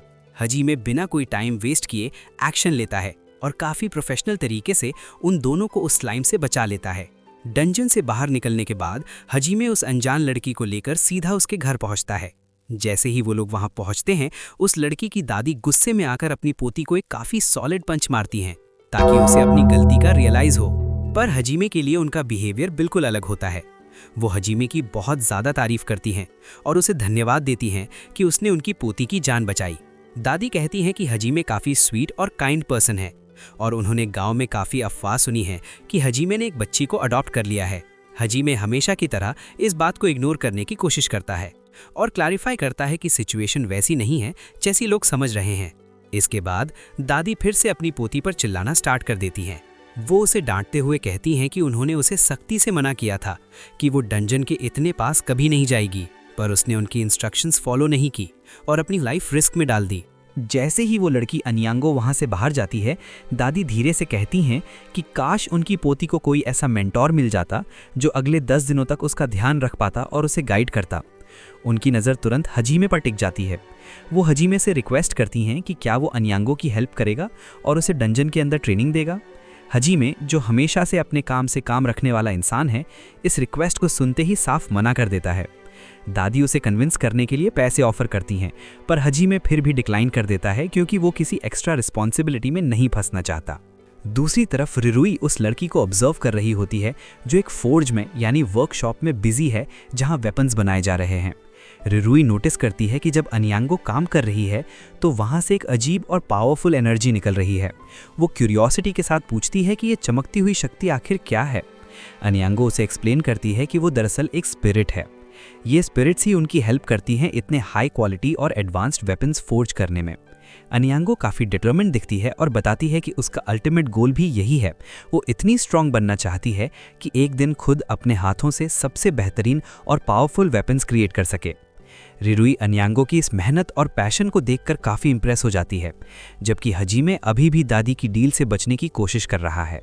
रिरुई अन्यांगो से कहती है कि तुम्हें इतनी जल्दी क्या है, जब तुम बड़ी हो जाओगी तो ऑटोमेटिकली स्ट्रांग हो जाओगी और तब ये सब काम ज़्यादा आसानी से कर पाओगी। पर अन्यांगो काफ़ी सीरियस हो जाती है और रिस्पॉन्ड करती है कि उसके पास ज़्यादा वक्त नहीं है। वो बताती है कि उसकी दादी ही उसकी फैमिली में एकमात्र पर्सन बची हैं। वो चाहती हैं कि उनकी दुनिया से जाने से पहले वो उन्हें ये दिखा सके कि वो इंडिपेंडेंट हो चुकी है और उनके बिना भी अपना ख्याल रख सकती है। अन्यांगो की ये इमोशनल बात सुनकर रिरुई को रियलाइज़ होता है कि उन दोनों की सिचुएशन काफ़ी मिलती जुलती है। दोनों ही अपने दम पर कुछ प्रूव करना चाहती हैं। रिरुई डिसाइड करती है कि वो इसमें अन्यांगो की हेल्प करेगी। वो अन्यांगो से कहती है कि अगर वो हाजिमे से रिक्वेस्ट करेगी तो शायद वो उसे डंजन ले जाने के लिए मान जाए। जब रिरुई हाजिमे के पास जाती है और उसे अन्यांगो की डिटर्मिनेशन के बारे में बताती है तो हाजिमे फाइनली उनकी बात मान लेता है। ये सुनकर दोनों काफ़ी एक्साइटेड हो जाते हैं। इसके बाद वो लोग डंजन में एंटर करते हैं जहां ट्रेनिंग के दौरान अन्यांगो पहली बार एक मॉन्स्टर को ख़त्म करने में सक्सेसफुल रहती है। अपने पहले शिकार के बाद अन्यांगो काफ़ी प्राउड फील करती है। वो रिरुई से कहती है कि तुमने मुझे बहुत अच्छे से गाइड किया है और हाजिमे सैन ने भी मेरी काफ़ी हेल्प की है, जिस वजह से आज मैं ये माइलस्टोन अचीव कर पाई हूँ। वैसे गाइज, माइलस्टोन से याद आया, हम 100K के बिल्कुल करीब हैं। बस 200-300 सब्सक्राइबर्स और फिर हमारी सिल्वर प्ले बटन वाली फैमिली पूरी हो जाएगी। तो जल्दी से सब्सक्राइब बटन दबाओ और कमेंट में 100K लिखना मत भूलना, ताकि मुझे पता चले कि ये आखिरी धक्का किन लोगों ने लगाया है। दोनों की दोस्ती अब काफ़ी गहरी हो चुकी है और वो एक दूसरे की प्रोग्रेस देखकर काफ़ी खुश हैं। फाइनली हम देखते हैं कि वो लोग नेक्स्ट मॉन्स्टर्स को हंट करने के लिए आगे बढ़ते हैं। तभी अचानक सीन में ट्विस्ट आता है और काफ़ी सारे एडवेंचरर्स वहाँ से भागते हुए दिखते हैं। उनके पीछे कुछ बहुत ही पावरफुल और डेंजरस मॉन्स्टर्स पड़े होते हैं। इन्हीं मॉन्स्टर्स के बीच में आलिया अपना बैलेंस खो देती है और वो गलती से एक मॉन्स्टर के अटैक के बिल्कुल नीचे आने वाली होती है। सही मौके पर हाजिमे वहाँ पहुँचता है और अपनी क्विक रिफ्लेक्सेस यूज़ करके उसे रेस्क्यू कर लेता है। इस हीरोइक रेस्क्यू के बाद आलिया के दिल में हाजिमे के लिए रिस्पेक्ट और फीलिंग बढ़ जाती है। उसकी बॉडी अचानक से ग्लो करने लगती है, जो दिखाता है कि वो हाजिमे की पर्सनालिटी से काफ़ी इम्प्रेस हो गई है और उस पर क्रश डेवलप कर रही है। दूसरी तरफ रिरुई ये सब देख रही होती है और उसे बहुत बुरा लगता है। रिरुई को आलिया पर बहुत ज़्यादा जलन यानी जेलसी होने लगती है, जो कि काफ़ी ऑब्वियस रिएक्शन है जब कोई दूसरी लड़की आपके पार्टनर के इतने क्लोज आ जाए। रिरुई के इन इंटेंस इमोशंस की वजह से पूरा एरिया अचानक से बहुत ठंडा हो जाता है और टेम्परेचर ड्रॉप होने लगता है। हाजिमे को जब वो फ्रीजिंग कोल्ड महसूस होता है तो उसे लगता है कि शायद वेरोनिका आसपास ही है, क्योंकि अक्सर वेरोनिका की प्रेजेंस में ही उसे इस तरह का कोल्ड और हैवी प्रेशर फील होता है। पर सच तो ये है कि ये ठंड रिरुई के गुस्से और जेलसी की वजह से थी। रिरुई आलिया के पास जाती है और उसे क्लियर वर्ड्स में समझाती है कि एक फ्रेंड को दूसरे फ्रेंड के पार्टनर पर दौरे नहीं डालने चाहिए। रिरुई की ये डायरेक्ट बात सुनकर आलिया लिटरली शॉक हो जाती है और उसे समझ नहीं आता कि वो क्या रिएक्ट करे। वहीं हाजिमे अभी भी पूरे एरिया में वेरोनिका को ढूंढ रहा होता है, क्योंकि उसे लग रहा है कि वो यहीं कहीं छुपी हुई है और उन्हें ऑब्जर्व कर रही है। अचानक सीन चेंज होता है और हम देखते हैं कि हाजिमे और अन्यांगो एक डेंजरस मॉन्स्टर से अपनी जान बचाकर भाग रहे हैं। ये देखकर थोड़ा कंफ्यूजन होता है, क्योंकि ये वही मॉन्स्टर है जिसे हाजिमे पहले ही डिफीट कर चुका है। तो सवाल ये उठता है कि वो इस बार फाइट करने के बजाय पीछे क्यों हट रहा है। ऐसा लगता है कि सिचुएशन में कुछ अबनॉर्मल है, जिस वजह से हाजिमे रिस्क नहीं लेना चाहता और वहां से निकलने में ही भलाई समझता है। इसी हेक्टिक सिचुएशन के बीच रिरुई अचानक फ्रंट पर आती है। वो अपनी स्वॉर्ड निकालती है और पूरे कॉन्फिडेंस के साथ उस मॉन्स्टर का सामना करती है। उसके अंदर से एक इंटेंस मैजिकल पावर रिलीज होती है जो सीधा मॉन्स्टर को हिट करती है और उसे न्यूट्रलाइज कर देती है। इस तरह रिरुई सही वक्त पर हाजिमे को रेस्क्यू कर लेती है और उसकी लाइफ बचा लेती है। पर जल्द ही हमें पता चलता है कि ये कोई रियल कॉम्बैट नहीं था, बल्कि रिरुई का एक सपना था। जैसे ही रिरुई की आंख खुलती है, वो एक्साइटमेंट में कहती है कि वो भी मैजिक यूज़ कर सकती है। वो भागते हुए हाजिमे के पास जाती है और उसे बताती है कि उसने डिस्कवर कर लिया है कि उसके पास मैजिकल एबिलिटीज़ हैं और वो उनका इस्तेमाल कर सकती है। हाजिमे थोड़ा सरकास्टिक होकर रिस्पॉन्ड करता है। वो कहता है, मैंने तो तुम्हें ऐसा कुछ करते नहीं देखा, मेरे सामने तो तुम बस गहरी नींद में सो रही थी। रिरुई थोड़ा ऑकवर्ड फील करती है और एडमिट करती है कि हाँ, वो सो रही थी और ये उसका एक ड्रीम था। लेकिन वो अपनी बात पर इंसिस्ट करती है कि उस ड्रीम ने उसे रियलाइजेशन दिला दिया है। वो कहती है कि वो मैजिक के थ्रू हाजिमे की सपोर्ट सिस्टम बनना चाहती है और उसकी हर मिशन में हेल्प करना चाहती है। हाजिमे मजाक करते हुए कहता है कि मैजिक ड्रीम्स में यूज़ करना तो ठीक है, पर रियल लाइफ में फोकस करो और सपनों में ज़्यादा मत खो जाओ। फिर भी रिरुई का डिटर्मिनेशन कम नहीं होता। वो कहती है कि उसे सीरियसली अपनी स्पिरिट मैजिक के बारे में सीखना है ताकि वो एक यूज़फुल एडवेंचरर बन सके और अपनी पावर्स को इफेक्टिवली कंट्रोल कर सके। रेस्टोरेंट की वेट्रेस उन दोनों की डिस्कशन सुन रही होती है और वो सजेस्ट करती है कि अगर रिरुई मैजिक सीखने के लिए इतनी एक्साइटेड है तो हाजिमे को उसे किसी एक्सपर्ट के पास ले जाना चाहिए। वो कहती है कि उन्हें प्रॉपर इन्वेस्टिगेशन करनी चाहिए कि रिरुई के पास कौन सी स्पिरिट की मैजिक पावर हिडन है। हाजिमे इस सजेशन को सीरियसली लेता है और रिरुई को लेकर वहाँ से निकल जाता है ताकि उसकी एबिलिटीज़ को आइडेंटिफाई किया जा सके। ट्रैवल करते वक्त रिरुई के मन में बहुत सारे सवाल होते हैं। वो रेस्टलेस होकर पूछती है कि क्या सच में आज उसे अपनी स्पिरिट पावर के बारे में रियल इन्फॉर्मेशन मिलेगी। फिर वो क्यूरियस होकर पूछती है कि आखिर ये स्पिरिट्स होते क्या हैं और ये कैसे वर्क करते हैं। हाजिमे उसे समझाने के लिए एक पुराना इंसिडेंट याद दिलाता है जब उसके कपड़े अचानक बर्न हो गए थे। वो एक्सप्लेन करता है कि उस वक्त जो एनर्जी रिलीज हुई थी वो दरअसल स्पिरिट पावर ही थी जो रिरुई के बॉडी से जनरेट हुई थी। हाजिमे बताता है कि स्पिरिट्स ने उसे मैजिकल पावर्स तो दे दी हैं, पर उन्हें कंट्रोल करना अभी बाकी है। हाजिमे आगे एक्सप्लेन करता है कि नेचर में अलग अलग टाइप्स के स्पिरिट मैजिक एलिमेंट्स होते हैं, जैसे फायर, वाटर और विंड। वो बताता है कि हर पर्सन का अपना एक स्पेसिफिक एलिमेंट होता है और रिरुई को भी वही ढूंढना होगा। फाइनली वो दोनों एक बिल्डिंग के पास पहुंचते हैं जहां उन्हें एक स्पेशलिस्ट मिलती है जो उन्हें गाइड करने वाली थी। वो लेडी उन्हें एक सीक्रेट दरवाजे के पास लेकर जाती है जो दिखने में काफ़ी पुराना और मिस्टीरियस लग रहा होता है। वो लेडी अपने मैजिक का यूज़ करके उस कॉम्प्लिकेटेड लॉक को अनलॉक करती है। जैसे ही वो दरवाज़ा खुलता है, उन्हें एक बहुत ही पावरफुल ऑरा महसूस होता है जो उस रूम के अंदर से आ रहा था। रिरुई थोड़ी नर्वस पर बहुत हैप्पी दिख रही है क्योंकि वो अपनी असली पावर्स के बहुत क्लोज पहुंच गई है। हाजिमे रिरुई को एनकरेज करता है कि वो बिना किसी हेजिटेशन के अंदर जाए और अपनी स्पिरिट एबिलिटीज़ के बारे में पता लगाए। वो उसे प्रॉमिस करता है कि अगर पाथ में कोई भी डिफ़िकल्टी आई तो वो उसे रेस्क्यू करने के लिए तुरंत पहुंच जाएगा। हाजिमे की बातों से रिरुई को थोड़ा कॉन्फिडेंस मिलता है और वो ट्रायल एरिया की तरफ बढ़ जाती है। बट तभी वहाँ की इंचार्ज लेडी बताती है कि इस ट्रायल को स्टार्ट करने की कॉस्ट 5 सिल्वर कॉइन्स है। हाजिमे का फाइनेंशियल बजट फिलहाल थोड़ा टाइट है, पर रिरुई की प्रोग्रेस के लिए वो मैनेज करता है और वो कॉइन्स पे कर देता है।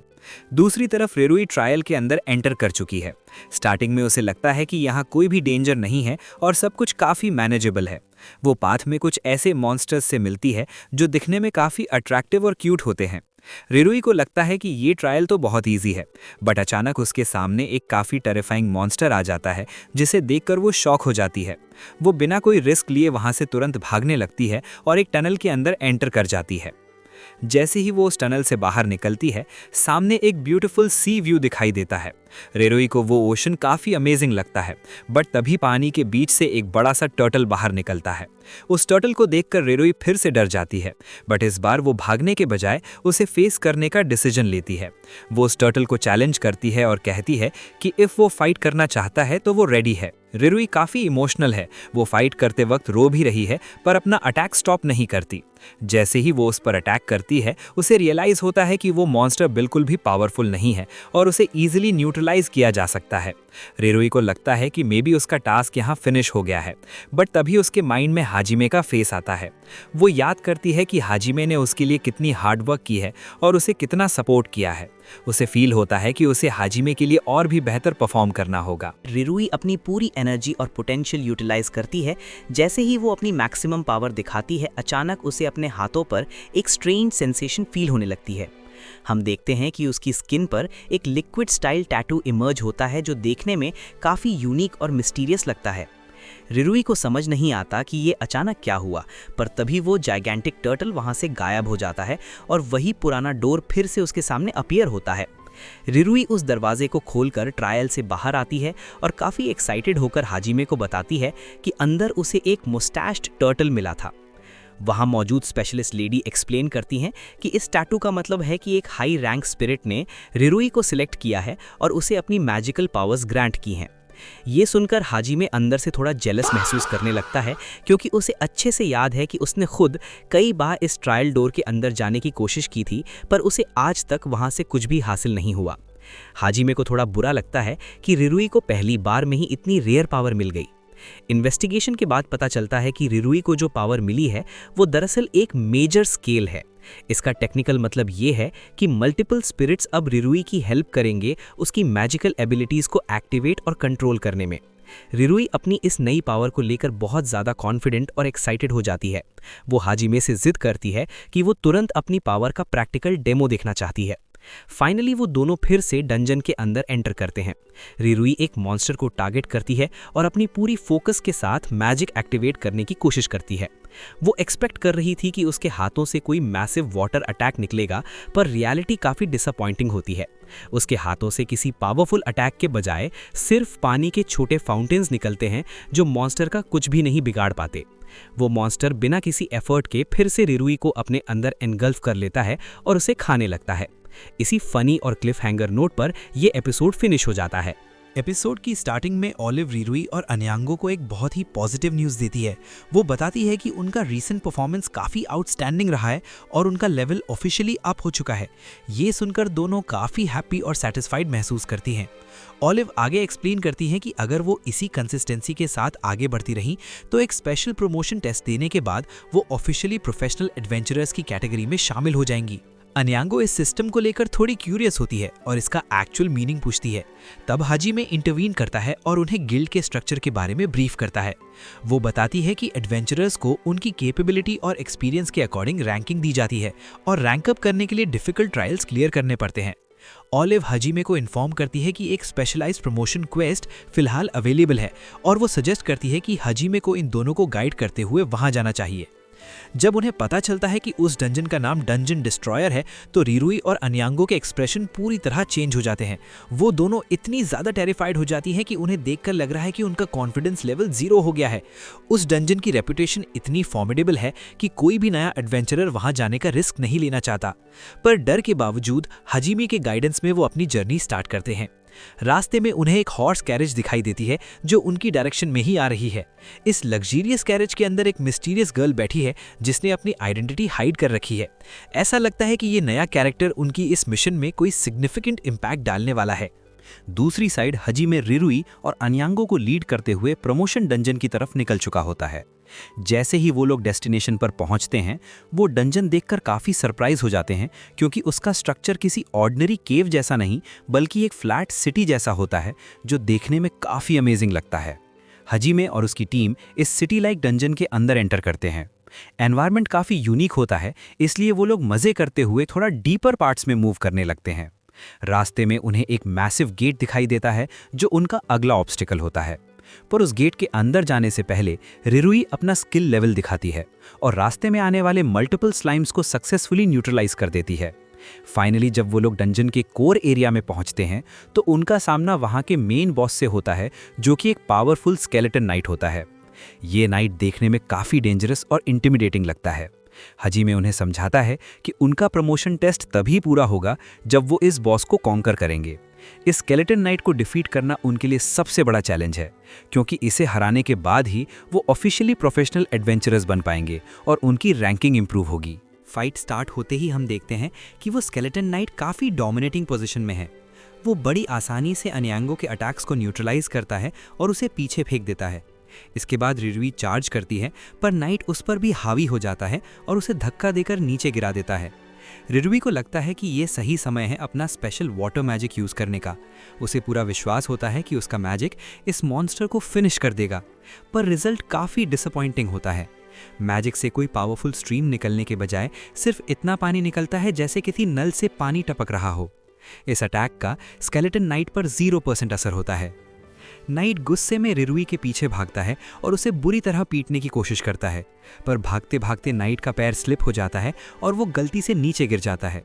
इस गोल्डन अपॉर्चुनिटी का फायदा उठाते हुए अन्यांगो और रिरुई मिलकर एक कोऑर्डिनेटेड टीम अटैक परफॉर्म करती हैं और फाइनली उस बॉस मॉन्स्टर को एंड कर देती हैं। मॉन्स्टर के डिसअपियर होते ही वहां एक ट्रेजर बॉक्स मिलता है जिसके अंदर उन्हें एक मिस्टीरियस क्रिस्टल प्राप्त होता है।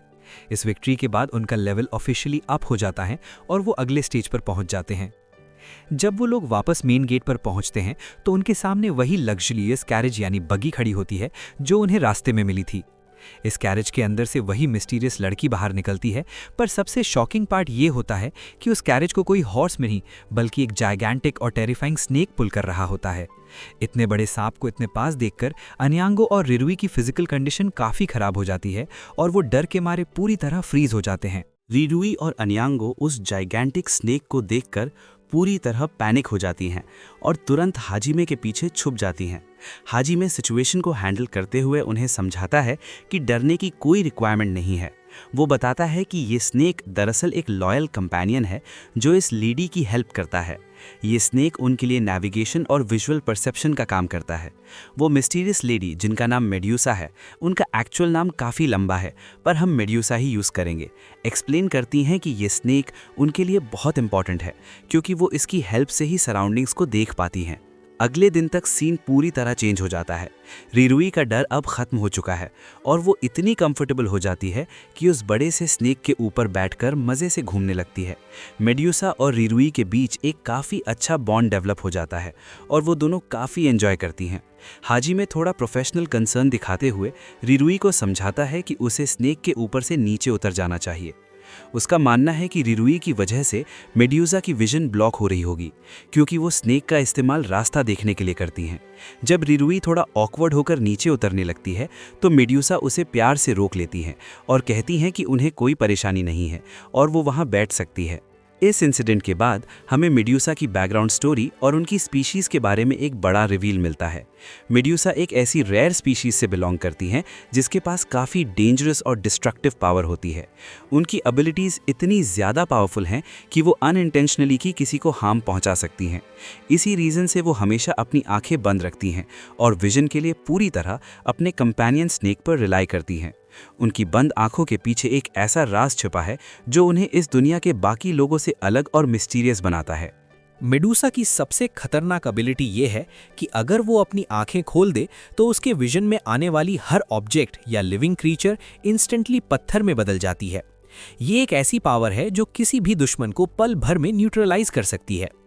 जब वो लोग ट्रैवल कर रहे होते हैं तो रिरुई अचानक ऊपर आकाश में एक फ्लाइंग व्हेल को देखती है और हाजिमे को दिखाती है। मेडूसा इस फ्लाइंग व्हेल के बारे में सोचने लगती है और बताती है कि उसने इस क्रीचर के बारे में काफ़ी सुना है। लोग कहते हैं कि इनका मीट काफ़ी टेस्टी होता है, पर मेडूसा ने आज तक इनका कलर नहीं देखा क्योंकि वो अपनी आंखें खोलने का रिस्क नहीं ले सकती। हाजिमे ये सुनकर काफ़ी अनकंफर्टेबल फील करता है और उसके दिमाग में सिर्फ एक ही डर चलता है कि उसे हमेशा मेडूसा के सामने आने से बचना होगा। उसे लगता है कि अगर मेडूसा ने गलती से भी उसकी तरफ देख लिया तो उसका पत्थर बनना तय है। जब वो लोग फाइनली डंजन के डीपर सेक्शन में पहुंचते हैं तो मॉन्स्टर्स की भीड़ उन पर अटैक करती है। इस क्राइसिस सिचुएशन में मेडूसा अपनी आंखें खोल देती है। जैसे ही उसकी नज़र मॉन्स्टर्स पर पड़ती है वो सब तुरंत स्टोन स्टैचूज में कन्वर्ट हो जाते हैं। मेडूसा की इस टेरिफाइंग स्ट्रेंथ को देखकर हाजिमे काफ़ी हैरान हो जाता है और उसे लगता है कि इस पावर के इम्पैक्ट से पूरी बिल्डिंग या डंजन कोलैप्स हो सकता है। वो बिना देरी किए रिरुई और बाकी सबको वहां से तुरंत एग्जिट करने के लिए कहता है ताकि वो किसी बड़े खतरे में ना फंसें। सब लोग सेफ तरीके से बाहर निकल आते हैं। दिन खत्म होने के बाद हम अगला सीन देखते हैं जहां रात का समय है और वो सब एक साथ बैठकर डिनर एंजॉय कर रहे हैं। वो लोग अपनी सक्सेस और आज के डेंजरस एक्सपीरियंसेस के बारे में बातें करते हैं। हमें दिखाया जाता है कि मेड्यूसा आसमान की तरफ निहार रही है, क्योंकि स्काई ही एकमात्र ऐसी जगह है जहां उसका विजन किसी भी ऑब्जेक्ट को हार्म नहीं पहुंचाता। आसमान के अलावा धरती पर जो भी चीज़ उसकी नज़रों के सामने आती है वो इंस्टेंटली पेट्रिफाइड होकर पाषाण में कन्वर्ट हो जाती है। हाजिमे ये ऑब्जर्व करता है कि मेड्यूसा एक रेयर प्रजाति से बिलोंग करती है, इसलिए उनके पास ऐसी अद्भुत शक्तियों और बायोलॉजिकल ट्रेट्स का होना बिल्कुल स्वाभाविक है। रात के समय एक और इंटरेस्टिंग ट्रांसफॉर्मेशन देखने को मिलती है जब रिरुई अपने अडल्ट फॉर्म में ट्रांसफॉर्म हो जाती है। उसके कंधे पर एक मिस्टीरियस सिंबल चमकने लगता है जो काफ़ी इंटेंस ग्लो रेडिएट कर रहा होता है। ये देखने में काफ़ी अट्रैक्टिव और एनिग्मैटिक लगता है। इस इवेंटफुल दिन के बाद सभी लोग काफ़ी थक चुके होते हैं और इवेंचुअली गहरी नींद में चले जाते हैं। मॉर्निंग होते ही एक अनएक्सपेक्टेड अनोमली सामने आती है। जैसे ही हाजिमे की नींद खुलती है वो पूरी तरह शॉक हो जाता है, क्योंकि उसकी फिजिकल बॉडी एक छोटे बच्चे में बदल चुकी होती है। हाजिमे काफ़ी कंफ्यूज्ड और फ्रस्ट्रेटेड महसूस करता है कि आखिर उसके साथ ये सडन ट्रांसफॉर्मेशन कैसे हो गया। लेकिन सरप्राइज सिर्फ यहाँ ख़त्म नहीं होता, मेड्यूसा के साथ भी एक चमत्कार होता है। वो नोटिस करती है कि अब वो बिना किसी संकोच के अपनी आंखें खोल सकती है। उसका पेट्रिफिकेशन मैजिक टेम्परेरी इनएक्टिव हो चुका है, जिस वजह से वो बिना किसी को नुकसान पहुंचाए दुनिया को देख पा रही है। मेड्यूसा इस नए एक्सपीरियंस से बहुत प्रसन्न होती है और पहली बार अपने आसपास की सुंदरता को एक्सप्लोर करती है। वो सब मिलकर इस नई सिचुएशन के साथ एडजस्ट करते हैं और आगे की जर्नी के लिए निकल पड़ते हैं। हाजिमे इस सिचुएशन को लेकर काफ़ी पजल्ड होता है और सोचने लगता है कि आखिर ये सब क्या हो रहा है। क्या ये सच में रियलिटी है? क्योंकि उसका अचानक से एक छोटे बच्चे में ट्रांसफॉर्म हो जाना उसे बिल्कुल इलॉजिकल लगता है। तभी वहाँ एक स्लाइम अपीयर होता है जो हाजिमे और मेड्यूसा दोनों को निगल लेता है। कुछ देर बाद जब वो उन्हें बाहर निकालता है तो वो सब इस नए डंजन एरिया को एक्सप्लोर करने लगते हैं। ट्रैवल करते हुए वो अचानक एक ऐसे पॉइंट पर पहुंचते हैं जहां उनके सामने एक विशाल समुंदर होता है। रिरुई को तुरंत रियलाइजेशन होता है कि ये बिल्कुल वही लोकेशन है जहां उसे अपनी वाटर मैजिक पावर प्राप्त हुई थी और जहां उसने उस जाइगेंटिक टर्टल का सामना किया था। वो हाजिमे को कंफर्म करती है कि ये वही पुरानी जगह है। तभी अचानक उनका ध्यान आकाश की तरफ जाता है जहां उन्हें वो फ्लाइंग व्हेल पहली बार इतने पास से विजिबल होती है। उसे देखकर रिरुई का बैलेंस बिगड़ जाता है और वो नीचे गिर जाती है। हाजिमे डीप थॉट में चला जाता है और उसे लगता है कि ये कोई नॉर्मल ड्रीम नहीं हो सकता, क्योंकि अगर ये सिर्फ एक सपना होता तो रिरुई इस जगह को इतनी एक्यूरेसी के साथ आइडेंटिफाई नहीं कर पाती। इसका मतलब है कि ये सब कुछ रियलिटी में ही हो रहा है और उनके साथ जो फिजिकल चेंजेस हुए हैं वो रियल हैं। तभी अचानक हाजिमे की नज़र रिरुई के शोल्डर पर पड़ती है जहां उसे कुछ सस्पिशियस दिखाई देता है। हाजिमे रिरुई के कंधे पर उस पेक्यूलियर मार्क को ध्यान से देखता है और इंस्टेंटली रिकॉग्नाइज कर लेता है। वो कहता है कि ये तो वही आइडेंटिकल निशान है जो तुम्हें उस दिन मिला था जब तुमने उस जाइगेंटिक टर्टल से ब्लेसिंग रिसीव की थी। रिरुई इस बात को कंफर्म करती है और बताती है कि हाँ, ये वही पवित्र निशान है जो उसे उस क्रीचर ने प्रदान किया था। हाजिमे का दिमाग तेज़ी से काम करने लगता है और वो कंक्लूड करता है कि अब वो पूरी सिचुएशन समझ गया है। वो रिरुई को बताता है कि तुम दरअसल एक यूनिक एंटिटी हो जिसे हम सब बॉस लेवल भी कह सकते हैं। रिरुई काफ़ी कंफ्यूज दिखती है और पूछती है कि इसका एक्चुअल मतलब क्या होता है। हाजिमे उसे एक्सप्लेन करता है कि ये टर्म उन विशेष लोगों के लिए प्रयोग किया जाता है जिन पे किसी पावरफुल क्रीचर की विशेष कृपा होती है और उनके पास एक्स्ट्रा ऑर्डिनरी एबिलिटीज़ होती हैं। हाजिमे को रियलाइज़ होता है कि रिरुई की असली शक्ति दरअसल ड्रीम मैनिपुलेशन या सपनों को रियलिटी में बदलने की पावर है। ये सुनकर मेड्यूसा काफ़ी प्रसन्न हो जाती है और रिरुई का धन्यवाद करती है। वो कहती है कि रिरुई की इस पावर की वजह से ही आज उसे इस सुंदर संसार को अपनी आंखों से देखने का मौका मिला है, जो उसके लिए एक सपने जैसा है। इसी बीच हाजिमे की बॉडी में एक सडन ट्रांसफॉर्मेशन आता है और वो अपने चाइल्ड फॉर्म से वापस अपने नॉर्मल अडल्ट फॉर्म में बदल जाता है। मेड्यूसा जैसे ही अडल्ट हाजिमे को देखती है वो उसकी पर्सनैलिटी और लुक से काफ़ी इम्प्रेस हो जाती है। वो कहती है कि हाजिमे का फिजिकल अपीयरेंस और उसका ऑरा बिल्कुल उसके टेस्ट का है और वो उसे काफ़ी अट्रैक्टिव लगता है। बिना किसी डिले के मेड्यूसा अपना प्रेम व्यक्त करती है और हाजिमे के सामने अपना लव कन्फेस कर देती है। वो हाजिमे से पूछती है कि क्या वो उसके साथ डेट पर बाहर चलेगा। मेड्यूसा का ये सडन कन्फेशन सुनकर हाजिमे का दिमाग सुन्न हो जाता है। उसे समझ ही नहीं आता कि वो क्या रिएक्ट करे और वो काफ़ी देर तक स्पीचलेस रहता है। दूसरी तरफ रिरुई की कंडीशन देखने लायक होती है। वो जेलसी से इतनी ज़्यादा जल रही होती है कि उसका चेहरा पूरा लाल हो जाता है। फाइनली वो लोग गिल्ड वापस पहुंचते हैं, पर जल्द ही हाजिमे, रिरुई और अन्यांगो को एक नए एडवेंचर पर निकलना पड़ता है। मिशन के रास्ते में हाजिमे काफ़ी परेशान और डीप थॉट्स में दिखता है। वो अपने मन में सोचता है कि पास्ट में भी काफ़ी बार लड़कियों ने उसमें इंटरेस्ट लिया है, पर इस बार मेड्यूसा का मामला काफ़ी ज़्यादा कॉम्प्लिकेटेड और अनप्रिडिक्टेबल है। तभी अन्यांगो नोटिस करती है कि रिरुई की एनर्जी काफ़ी अजीब लग रही है। वो हाजिमे को वार्निंग देती है कि रिरुई का मेंटल बैलेंस अभी थोड़ा अनस्टेबल है। रिरुई का गुस्सा इतना ज़्यादा बढ़ जाता है कि वो डंजन के अंदर सारे मॉन्स्टर्स पर बिना किसी मर्सी के अटैक करना शुरू कर देती है। वो इतने अग्रेसिव मोड में होती है कि रास्ते में आने वाले हर एक दुश्मन को लिटरली क्रश कर देती है। इतने सारे मॉन्स्टर्स का सफाया करने के बाद रिरुई डायरेक्ट हाजिमे के सामने आती है और उससे सवाल करती है कि आखिर वो उस लड़की यानी मेड्यूसा को क्या फाइनल आंसर देने वाला है। हाजिमे काफ़ी ऑकवर्ड फील करता है और कहता है कि वो खुद इस सिचुएशन को लेकर काफ़ी कंफ्यूज्ड है और उसे नहीं पता कि क्या रिप्लाई देना चाहिए। जब वो लोग मिशन फिनिश करके वापस मेन गेट पर पहुंचते हैं तो ऑलिव उनका वर्क देखकर बिल्कुल हैरान रह जाती है।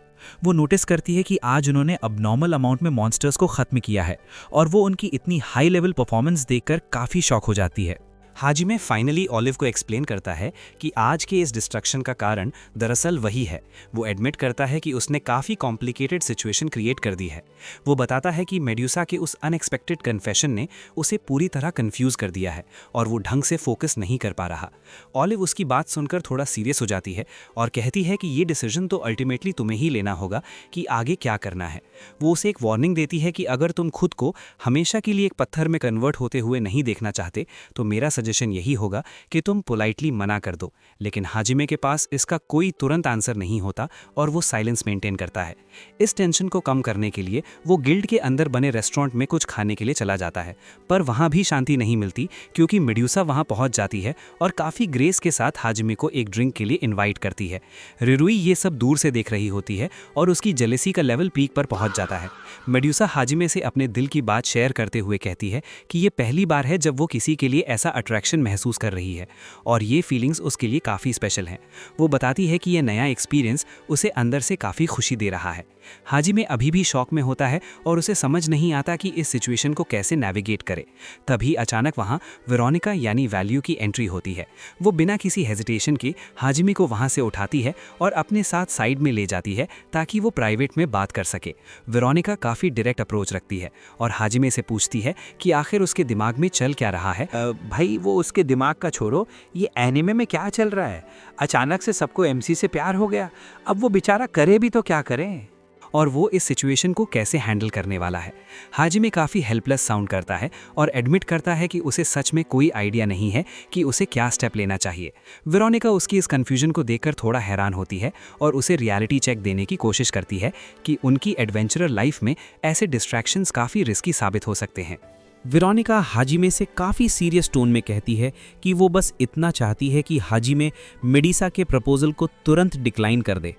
हाजिमे थोड़ा पजल्ड हो जाता है और काउंटर क्वेश्चन करता है कि इस बात का क्या लॉजिक है और वो मेडिसा को मना क्यों करे। तभी वेरोनिका काफ़ी सॉफ्ट और इमोशनल होकर उसे एक्सप्लेन करती है कि वो दरअसल हाजिमे को पसंद करती है, भले ही वो इसे ओपनली एडमिट ना करे। वो उसे रिमाइंड करवाती है कि वो दोनों बचपन के फ्रेंड्स हैं और वो काफ़ी अट्रैक्टिव और ब्यूटीफुल भी है। पूरी दुनिया उसकी ब्यूटी की तारीफ करती है, पर हाजिमे ही एक ऐसा यूनिक पर्सन है जिसने कभी उसे उस नज़र से देखा ही नहीं। वो एक क्लियर अल्टीमेटम देती है कि हाजिमे को सबसे पहले उसे प्रायोरिटी देनी होगी और किसी और के बारे में सोचने से पहले उसे प्रेफर करना होगा। वो लिटरली उसे धमकी देती है कि अगर उसने ऐसा नहीं किया तो वो उसे फिनिश कर देगी। हाजिमे ये सुनकर काफ़ी नर्वस हो जाता है क्योंकि उसे समझ नहीं आता कि इस सिचुएशन को कैसे हैंडल करे। तभी अचानक रिरुई वहाँ एंटर करती है और उसकी कंडीशन और भी ज़्यादा क्रिटिकल हो जाती है। रिरुई जेलसी की वजह से पूरी तरह फ्यूमिंग होती है और डायरेक्ट हाजिमे के पास आकर अपने दिल की बात शेयर करती है। वो काफ़ी डेस्परेटली कहती है कि हाजिमे-सान, मुझे आपसे एक सीरियस बात करनी है। वो प्रॉमिस करती है कि वो जल्द ही बड़ी हो जाएगी और एक काफ़ी पावरफुल और स्ट्रॉन्ग एडवेंचरर बनेगी। वो काफ़ी बोल्डली कहती है कि उसका फिजिकल अपीयरेंस भी मैच्योर हो जाएगा और उसका बॉडी फिगर और बूब्स भी काफ़ी अट्रैक्टिव हो जाएंगे। इसलिए हाजिमे को अभी किसी और के पास जाने की ज़रूरत नहीं है। वो हाजिमे से रिक्वेस्ट करती है कि प्लीज़ वो मेडुसा को मना कर दे। तो दोस्तों, एपिसोड के एंड में तो लिटरली आग ही लग गई। कहाँ हम डंजन और मॉन्स्टर्स की बात कर रहे थे और कहाँ ये पूरा माहौल एक लव ट्रायंगल में बदल गया। एक तरफ वेरोनिका ने अपनी सक्यूबस वाली साइड दिखाते हुए साफ कह दिया कि वो हाजिमे को बचपन से पसंद करती है और वो उसे किसी और के साथ शेयर नहीं कर सकती। वहीं दूसरी तरफ रिरुई की जेलसी तो नेक्स्ट लेवल पर पहुंच गई है।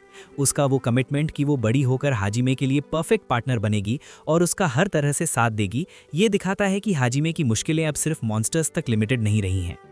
अब देखना यह है कि हाजिमे इन दोनों की फीलिंग्स को कैसे हैंडल करता है, या फिर कोई नई लड़की उसकी लाइफ में एंटर करके और ज़्यादा रायता फैलाने वाली है। आपको क्या लगता है, हाजिमे को किसके साथ होना चाहिए, चाइल्डहुड फ्रेंड वेरोनिका या फिर लॉयल रिरुई? अपनी चॉइस नीचे कमेंट बॉक्स में ज़रूर बताएं। अगर वीडियो में मज़ा आया तो इसे लाइक करें और सब्सक्राइब करना बिल्कुल मत भूलना, क्योंकि अगला एपिसोड इससे भी ज़्यादा क्रेजी होने वाला है। मिलते हैं आपसे बहुत जल्द, तब तक के लिए धन्यवाद। एपिसोड की स्टार्टिंग सीक्वेंस में हम देखते हैं कि रिरुई के पास एक बड़ा सा एग है जिसे लेकर वो काफ़ी एक्साइटेड दिखाई दे रही है। रिरुई उस एग के साथ खेलते हुए ये इमेजिन कर रही है कि ये एग बहुत जल्दी हैच होने वाला है। उसके मन में बड़े बड़े ड्रीम्स चल रहे हैं और वो सोचती है कि इसमें से कोई मैजेस्टिक और पावरफुल ड्रैगन निकलेगा। वो डे ड्रीम कर रही है कि जब वो ड्रैगन बाहर आएगा तो वो उसकी सवारी करके अलग अलग एडवेंचर ट्रिप्स पर जाएगी और पूरी दुनिया एक्सप्लोर करेगी। लेकिन वहीं दूसरी तरफ हमारा प्रोटैगनिस्ट हाजिमे इस सिचुएशन को लेकर थोड़ा परेशान है। हाजिमे काफ़ी प्रैक्टिकल अप्रोच रखता है और वो रिरुई से कहता है कि अगर इस एग से कोई क्रीचर निकलता है तो हमारी रिस्पॉन्सिबिलिटीज़ और हमारा वर्कलोड काफ़ी ज़्यादा इंक्रीज़ हो जाएगा। हाजिमे का पर्सपेक्टिव काफ़ी सिंपल है और वो सजेशन देता है कि इस एग को पकाकर खा लेना ही एक बेहतर ऑप्शन होगा, क्योंकि नए पेट को संभालना काफ़ी मुश्किल काम है। हाजिमे की ये बात सुनकर रिरुई काफ़ी गुस्सा हो जाती है और उसे एक शार्प रिएक्शन देती है। वो कहती है कि क्या तुम्हें हमेशा खाने के अलावा कुछ और नहीं सूझता? रिरुई पूरी तरह से डिसाइड कर चुकी है कि वो इस एग को अपने पास ही रखेगी और उसका पूरा ध्यान रखेगी। रिरुई की जिद और उसके एक्साइटमेंट के आगे हाजिमे को सरेंडर करना पड़ता है और वो इसे रखने के लिए अग्री हो जाता है। इस इंटरैक्शन के बाद दिन खत्म होता है और हम देखते हैं कि वो दोनों थककर सो जाते हैं ताकि नेक्स्ट डे के नए चैलेंजेस के लिए तैयार हो सकें। अगली मॉर्निंग हम देखते हैं कि जैसे ही रियुरी की आंखें खुलती हैं, वो नोटिस करती है कि उसका एग सडनली हैच होना स्टार्ट हो गया है। रियुरी काफ़ी उत्साहित होकर उसकी तरफ भागती है और हम देखते हैं कि एग के शेल के अंदर से एक स्ट्रेंज क्रीचर बाहर निकलता है जो दिखने में बिल्कुल एक आउल की तरह लग रहा था। इस नए पेट को लेकर रियुरी तुरंत नीचे भागती है जहां हाजिमे और बाकी सभी लोग पहले से ही मौजूद थे। जब बाकी लोग उस एग और उसमें से निकले बर्ड को देखते हैं तो वो रियुरी से कंफर्म करते हैं कि क्या ये वही एग है जो उसके पास था और क्या ये फाइनली हैच हो गया है। रियुरी बड़े गर्व के साथ सबको दिखाती है और डिक्लेयर करती है कि ये उसका पर्सनल ड्रैगन है। रियुरी की ये बात सुनकर हाजिमे उसे रियलिटी चेक देता है और कहता है कि ये कोई ड्रैगन नहीं है, बल्कि ये तो केवल एक माउंटेन स्पैरो है। हाजिमे की बात सुनकर रियुरी थोड़ी कंफ्यूज हो जाती है और पूछती है कि क्या ये सच है। तब उन्हें रियलाइज़ होता है कि ये वही विशेष स्पीशीज़ के बर्ड्स हैं जो अक्सर पहाड़ी इलाकों या माउंटेन्स में पाए जाते हैं। रिरुई कहती है कि कोई बात नहीं, भले ही ये ड्रैगन नहीं है पर मैं इसे अपने पास ही रखूंगी। वो बिना किसी देरी के अपने नए कंपेनियन का एक सुंदर सा नाम रखती है। हाजिमे भी इस सिचुएशन को एक्सेप्ट कर लेता है और कहता है कि अगर तुमने डिसाइड कर लिया है तो तुम इसे अपने साथ रख सकती हो। इसके बाद हाजिमे अपनी लाइफ से जुड़ा एक पुराना अनुभव यानी एक्सपीरियंस बताना शुरू करता है। वो बताता है कि बहुत साल पहले उसके पास भी एक पेट हुआ करता था। रिरुई काफ़ी क्यूरियोसिटी के साथ पूछती है कि क्या सच में आपके पास भी कोई एनिमल था। वो जानना चाहती है कि आखिर वो कौन सा जानवर था जिसे हाजिमे ने पाला था। हाजिमे बताता है कि वो एक डॉग था जिसे उसने स्लम एरिया से उठाया था। वो दोनों एक दूसरे के काफ़ी क्लोज थे और उन्होंने एक साथ काफ़ी लंबा समय बिताया था। हाजिमे उस डॉग को बहुत पसंद करता था, बट आगे की स्टोरी काफ़ी शॉकिंग हो जाती है। हाजिमे बताता है कि एक बार लगातार बहुत दिनों तक भयंकर वर्षा होती रही, जिस कारण पूरा एरिया ब्लॉक हो गया था। कहीं भी भोजन की कोई व्यवस्था नहीं थी और हाजिमे कई दिनों से भूखा था। उसकी भूख इस हद तक बढ़ गई थी कि उसके लिए सर्वाइव करना इम्पॉसिबल होता जा रहा था। तभी हाजिमे एक डार्क सच रिवील करता है और कहता है कि उस कठिन समय में मेरी भूख मिटाने का काम मेरे उसी दोस्त ने किया। हमें पता चलता है कि एक्सट्रीम स्टारवेशन की वजह से हाजिमे ने अपने ही पेट डॉग को मारकर खा लिया था ताकि वो अपनी लाइफ बचा सके। हाजिमे की ये बात सुनकर रिरुई पूरी तरह से भयभीत हो जाती है और शॉक में आ जाती है। उसे बिल्कुल भी आशा नहीं थी कि हाजिमे इतना कठिन स्टेप उठा सकता है। रिरुई अपने नए बर्ड को हाजिमे से थोड़ा दूर रखती है और डर वाला रिएक्शन देती है। वो सोचती है कि कहीं हाजिमे की भूख फिर से न जाग जाए और वो इस नए पेट को भी अपना डिनर न बना ले। इसके बाद स्टोरी मूव होती है नेक्स्ट सीन पर, जहां हम देखते हैं कि ये सभी लोग फाइनली डंजन वाली लोकेशन पर पहुंच चुके हैं। डंजन में एंटर करते ही रिरुई अपने बर्ड को वॉर्न करती है और समझाती है कि यहाँ के स्लाइम से थोड़ा डिस्टेंस बनाकर रखना, क्योंकि ये क्रीचर्स साउंड और मूवमेंट पर बहुत जल्दी रिएक्ट करते हैं। लेकिन रिरुई की एडवाइस का कोई असर नहीं होता।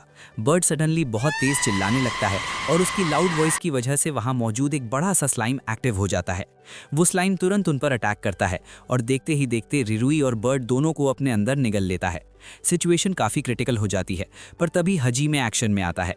हजीमे अपनी स्किल्स यूज़ करके उन दोनों को स्लाइम के पेट से बाहर निकालता है और उन्हें सेफ बचा लेता है। इस इंसिडेंट के बाद रिरुई को रियलाइज़ होता है कि ये बर्ड फिलहाल किसी काम का नहीं है, बल्कि सिर्फ प्रॉब्लम क्रिएट कर रहा है। उसे लगता है कि हजीमे शायद इस यूजलेस बर्ड को अब निकाल देगा या डिस्कार्ड कर देगा। दूसरी तरफ हजीमे काफ़ी ज़्यादा एंगर में होता है। वो बर्ड को अपने हाथों में पकड़ता है और उसे थोड़ा स्ट्रेंज तरीके से प्रेस करने लगता है ताकि उसे पनिश कर सके, क्योंकि उसकी बेवकूफ़ी की वजह से सभी लोग डेंजर में पड़ गए थे। रिरुई को तुरंत ये रियलाइज होता है कि हाजिमे का एंगर इस बर्ड के लिए काफी खतरनाक साबित हो सकता है। उसे लगता है कि हाजिमे पक्का इसके साथ कुछ गलत करेगा, इसलिए वो बिना किसी डिले के अपने बर्ड को उससे छीन लेती है और उसे प्रोटेक्ट करती है ताकि हाजिमे उसे कोई नुकसान न पहुंचा सके। इसके बाद अगले दिन हाजिमे और बाकी सब लोग फिर से डंजन की लोकेशन के लिए निकलने की तैयारी करते हैं। रिरुई अपने पेट बर्ड को इंस्ट्रक्ट करती है कि आज उसे घर की रिस्पॉन्सिबिलिटी संभालनी है और वो उसे अपने साथ डंजन नहीं ले जाएगी। बर्ड को घर पर ही रुकने का ऑर्डर देकर वो लोग डंजन पहुंचते हैं। डंजन के अंदर हम देखते हैं कि रिरुई काफी करेज के साथ कॉम्बैट करती है और एक के बाद एक बहुत सारे स्लाइम्स को डिफीट कर देती है। वो काफी एक्टिव मोड में होती है और उसकी फाइटिंग स्किल्स पहले से बेहतर दिखाई देती हैं।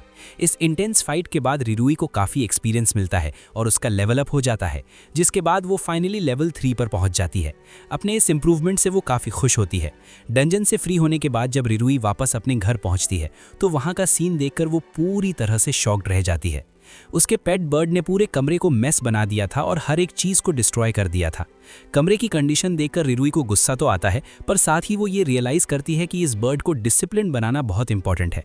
वो समझ जाती है कि अगर इसे ऐसे ही छोड़ा गया तो ये सिर्फ नुकसान ही करेगा, इसलिए इसे कोई ना कोई प्रोडक्टिव काम सिखाना होगा। रिरुई बर्ड को बारटेंडर के पास ले जाती है और उसे वहां सर्व करने का काम सिखाने का प्लान बनाती है। पर जैसे ही बर्ड अपना पहला टास्क परफॉर्म करने का एफर्ट करता है, वो सडनली अपना बैलेंस खो देता है और बुरी तरह नीचे गिर जाता है। बर्ड के गिरने की वजह से वहां हर जगह पानी फैल जाता है और फ्लोर पूरी तरह गंदा हो जाता है। रिरु ये देखकर काफ़ी ज़्यादा स्ट्रेस में आ जाती है। उसे लगता है कि अगर ये बर्ड किसी काम का साबित नहीं हुआ तो हाजिमे इसे पक्का पकाकर खा जाएगा। रिरुई को हाजिमे की वो पुरानी स्टोरी याद आने लगती है और वो सोचती है कि हाजिमे ने उसे पहले ही वार्निंग दी थी, इसलिए इस बर्ड का यूज़फुल होना बहुत इंपॉर्टेंट है। रिरुई की इस हालत को देखकर वहाँ की बारटेंडर को उस पर तरस आता है और वो उनकी हेल्प करने के लिए तैयार हो जाती है। वो बारटेंडर रिरुई और उसके पेट बर्ड को बार के टास्क्स मैनेज करने में असिस्ट करने लगती है ताकि वो थोड़ा डिसिप्लिन सीख सकें। अगले दिन हाजिमे हमेशा की तरह लंदन की तरफ निकल जाता है। इस बार रिरुई उसके साथ नहीं जाती क्योंकि आज उसका पूरा फोकस अपने ड्रैगन की ट्रेनिंग पर है। रिरुई अपने ड्रैगन को समझाती है कि उन्हें इस जगह पर रहने के लिए और सरवाइव करने के लिए कुछ ना कुछ प्रोडक्टिव काम सीखना ही होगा, वरना हाजिमे का गुस्सा उन पर भारी पड़ सकता है। वो दोनों बार में रुककर मेहनत करना शुरू करते हैं ताकि वो प्रूव कर सकें कि ये बर्ड कोई यूजलेस एनिमल नहीं है। वहीं दूसरी तरफ जब हाजिमे अपने सफ़र पर आगे बढ़ता है तो उसे अचानक जंगल में कुछ अजीब और लाउड आवाज़ें सुनाई देती हैं। जब वो साउंड का पीछा करता है तो वो देखकर हैरान रह जाता है कि वहाँ पर काफ़ी सारे बर्ड्स मौजूद हैं जो बिल्कुल रिरुई के पेट बर्ड जैसे ही दिखते हैं। फ़र्क सिर्फ इतना है कि ये बर्ड्स साइज़ में काफ़ी मैसिव और जायंट हैं। इन्हें देखकर हाजिमे को रियलाइज़ होता है कि रिरुई का बर्ड फ्यूचर में कितना बड़ा और पावरफुल हो सकता है।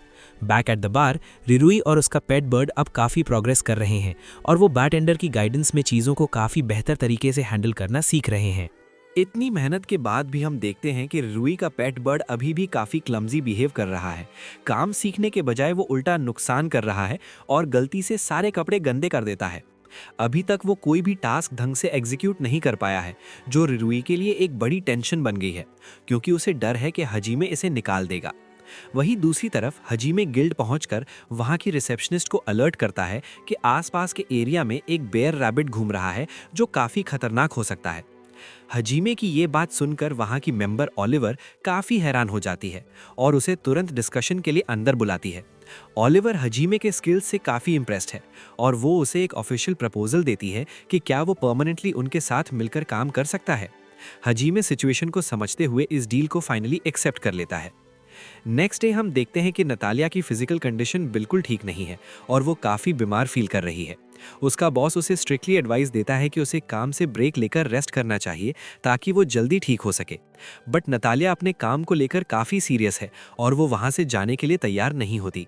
ये देखकर रिरुई तुरंत इंटरवीन करती है और कहती है कि अगर ऐसी बात है तो आज नतालिया की जगह सारा काम वो संभाल लेगी ताकि नतालिया को रेस्ट मिल सके और काम का कोई नुकसान भी ना हो। नटालिया बीमार होने के बावजूद काम छोड़ने को तैयार नहीं थी और लगातार मना कर रही थी कि वो रेस्ट नहीं करेगी। ये देखकर हजीमे थोड़ा स्ट्रिक्ट हो जाता है और अचानक नटालिया को अपनी गोदी में उठा लेता है। हजीमे का कहना था कि इस कंडीशन में उसे रेस्ट करना ही होगा और वो उसे फोर्सिबली ऊपर उसके कमरे में ले जाने लगता है। दूसरी तरफ रिरुई ये सब देखकर काफ़ी ज़्यादा क्रोध में आ जाती है। उसे बिल्कुल अच्छा नहीं लगता कि हजीमे ने नटालिया को इस तरह टच किया या उठाया, जिसके वजह से उसकी जेलसी साफ दिखाई देती है। इसके बाद रिरुई डिसाइड करती है कि वो नटालिया की कमी महसूस नहीं होने देगी। वो एक मेड आउटफिट पहन लेती है और बार में सर्विस देना स्टार्ट करती है। रिरुई इस बार काफ़ी सीरियस और डेडिकेटेड होकर काम करती है। वो ऑर्डर्स को काफ़ी कोऑर्डिनेशन के साथ हैंडल करती है और इंश्योर करती है कि हर एक कस्टमर को अच्छी सर्विस मिले। रिरुई को इस तरह काम करते देख वहाँ मौजूद बारटेंडर को नटालिया का बचपन याद आ जाता है। उसे लगता है कि बचपन में नटालिया भी बिल्कुल रिरुई की तरह ही एनर्जेटिक और हार्ड वर्किंग हुआ करती थी। जब दिन खत्म होता है तो रिरुई खाना पैक करती है और नटालिया के पास जाती है। नटालिया उस समय थोड़ी उदास और अकेली महसूस कर रही होती है। रिरुई उसे खाना देती है और कोशिश करती है कि वो उसे कंफर्ट कर सके। रिरुई अफेक्शन दिखाते हुए पूछती है कि क्या मैं तुम्हारे सिर पर हाथ फेराऊं? नटालिया पहले तो थोड़ा हेजिटेट करती है पर फिर मना कर देती है। वो रिरुई को बताती है कि वो इस बार में इतनी मेहनत सिर्फ इसलिए करती है ताकि जो भी एडवेंचरर्स यहाँ आएं उन्हें घर जैसा फील हो और उन्हें अच्छा खाना मिल सके। वो लोगों की सेवा करके प्रसन्न यानी कि हैप्पी होती है। नटालिया फाइनली रिरुई को थैंक्स कहती है कि उसने आज इतनी बड़ी हेल्प की।